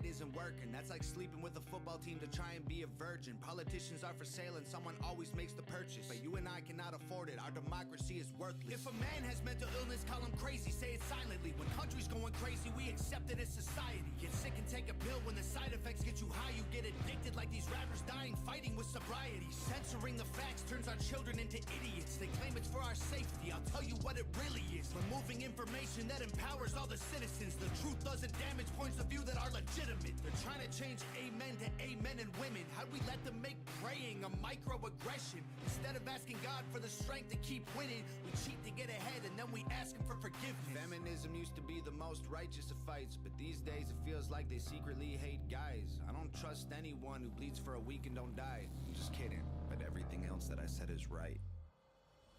They so fake woke.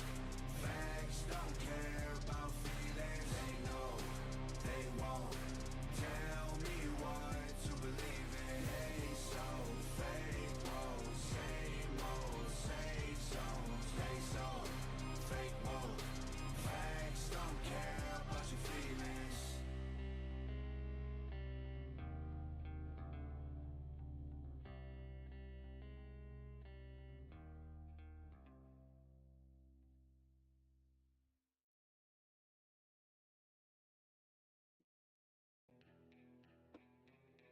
If you lie to the government, they'll put you in prison. But when they lie to all of us, it's called being a politician. You think taking guns away will save our kids from the killings? But you're pro-choice, abortion kills way more children. If America's so terrible and racist, it probably isn't safe to encourage immigration. Just saying, all the contradictions are embarrassing.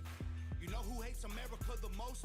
Americans. Trigger warnings used to be on TV for seizures, and now they're everywhere to protect millennials' feelings. He, she, his, him, hers, them, they. Screw a pronoun, cause everyone's a retard these days. I hear him preaching at the protest that hatred's the problem, but hating straight men, white folks, and Christians is common. Coca-Cola telling people they should be less white. They preach intolerance, but if you disagree, they fight. There's a race war here, elections based on fear. Black lives only matter once every 4 years. Soldiers died for this country, and every one of us benefits. Give welfare to the bums and forget about the veterans. Black folks and white folks divided by the news, but we are all the same. We are red, white, and blue. Ashamed to be American? Okay, that's cool. Cause honestly, we are all ashamed of you too. Y'all are so fake. Oh no. The forecast said that there'd be snowflakes. Whoa. You can make us see it your way. No way. Gasoline and propane. More flames. Oh no. No more snowflakes. They set us up to fail, that's what they built the system for. Put an ammunition shop across the street from a liquor store. Empowering women used to be different than this before. The role models got OnlyFans or dance on a stripper pole. Screw it, I ain't tripping, I don't mean to be mean, but if our children are the future, then our future is bleak. They take an Adderall to focus, hit McDonald's to eat. They're addicted to phones and they take Xanax to sleep. They blurred the lines dividing communism and democracy. In 2021, we paint the patriots as Nazis. The men playing women's sports get trophies for winning. Like, great, let's celebrate a man for beating some women. If you're black, your life matters, you're supposed to embrace it. If you're rich or you're smart, then you're probably Asian. If you're gay, then you're brave, all of that I'm okay with. But if you're white, the stereotype is you are a racist. Blaming capitalism like that's the reason things are tough. While you tweet from an iPhone and sip on a Starbucks. You're supporting what you stand against, you don't think you are, but a Percocet addict don't donate money to pharma. Damn dog, we're all afraid to speak the truth. And the more afraid we get, the more we hate the ones who do. You're ashamed to be American? Okay, that's cool. Cause honestly, we are all ashamed of you too. Y'all are so fake. Oh no. The forecast said that there'd be snowflakes. Whoa. You can make us see it your way. No way. Gasoline and propane. More flames. Oh no. No more snowflakes. We can all get along, but there's no stopping. Ay, everybody's wrong, that's a real problem. Ay, they don't wanna hear it, but they still talking. Ay, soon enough, we running out of options. Ay, this ain't gonna end till it's in the coffin. Ay, we ain't gonna be friends till we try to squash it. Ay, I don't know how we can make amends or we drop it. Snowflakes melt when it's hot, kid. Y'all are so fake. Oh no. The forecast said that there'd be snowflakes. Whoa. You can make us see it your way. No way. Gasoline and propane. More flames. Oh no. No more snowflakes.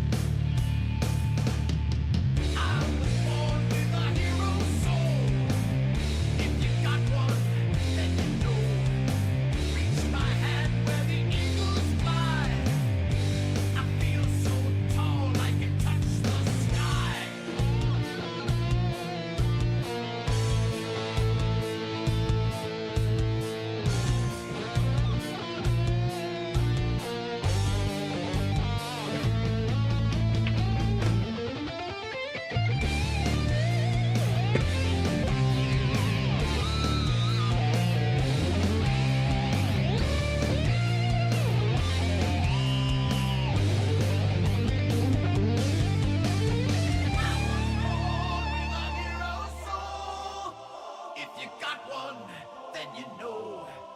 Reach my hand where the eagles fly. I feel so tall I can touch the sky. The night turns into day. Doesn't matter what they say. My will is strong as a mountain's high. I feel so tall I can touch the sky.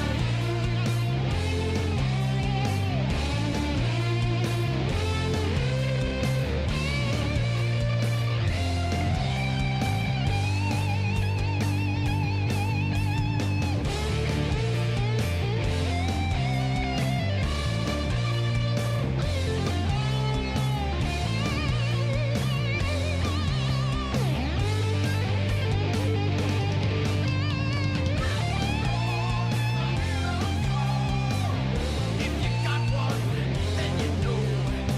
Reach my hand where the eagles fly.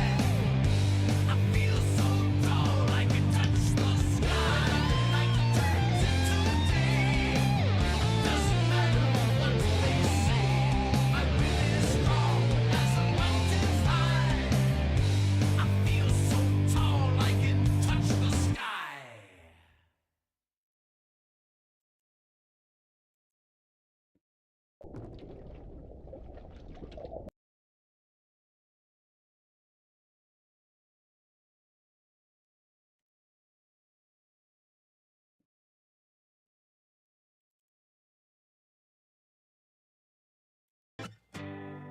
They separate us from our neighbors and they call it social distancing. It's actually a bigger plan, it's called social conditioning. They took away our privacy, there's always someone listening. The elections planning riots for the citizens. The government has always lied, it's history repeating. But the problem is the schools dumb you down so you believe them. If you try to speak the truth inside a tweet, then they delete it. Whole administration Satanists who claim they praise in Jesus. Every year there's a new name for enemies that we're facing. It's Al-Qaeda, then ISIS, and now American patriots. Who would have thought those who love the country the most would be hated on by folks who call America home? Both political parties are equally just as evil. They've been working for themselves, don't give a damn about the people. Black, white, yellow, brown, humanity needs you. Cause united we stand, divided they will defeat you. The man on the news says the problem is me. I'm just a small town boy with big American dreams. The world's going crazy and they lying to us. Don't know who to believe, so in God we trust. Y'all missing what was written in them pages. That was history they wrote, now you wanna change it. You racist, you hate this. Why you want us all to be locked up in cages? I can't stand the left, everything they say's depressing. Ship them to the Middle East, they can learn oppression. Believe me, I mean this quite literal. I love liberty, but I liberals. Wear a mask, stay home, complain and moan. Talk about privilege on your phone in your Range Rover, Starbucks, mango, foo-foo, whatever. The cloth I'm cut from can handle any weather. You just paper in the rain, we ain't the same. Stand for the flag, only kneel when I pray. I just pray we go back to the old days, land of the free, home of the brave. The man on the news says the problem is me. I'm just a small town boy with big American dreams. The world's going crazy and they lying to us. Don't know who to believe, so in God we trust. Yeah. I see through all the illusions. Refuse to hear rumors or accept that we're losing. Easy to get caught up, consumed by the consumer. Truth is so diluted, people starve off the confusion. Comfort is the killer, your dreams execution. Cool with persecution if I make a contribution.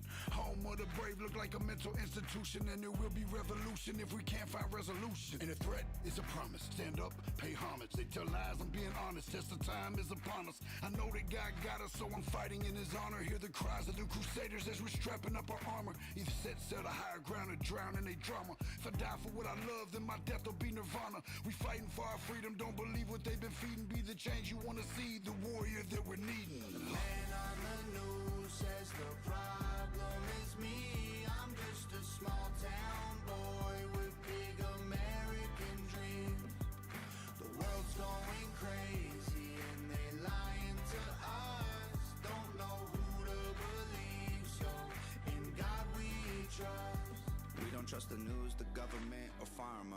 We just want freedom, do you have that to offer? We don't want the lies, the politics, or the drama. We just want the life that was promised by our fathers. We don't trust the news, the government, or pharma. We just want freedom, do you have that to offer? We don't want the lies, the politics, or the drama.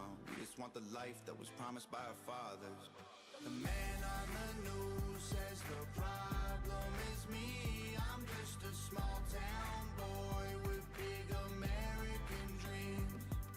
The world's going crazy and they lying to us. Don't know who to believe, so in God we trust.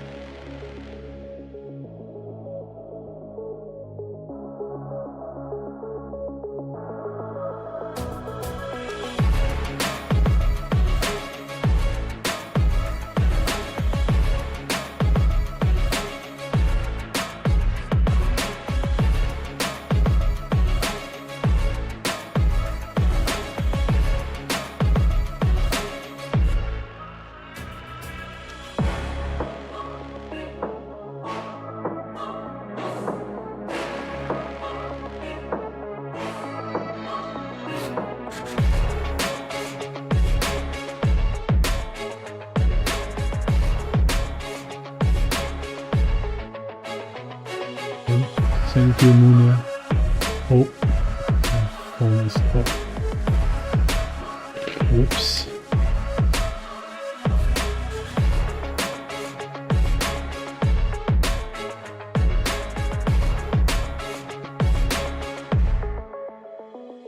No battery.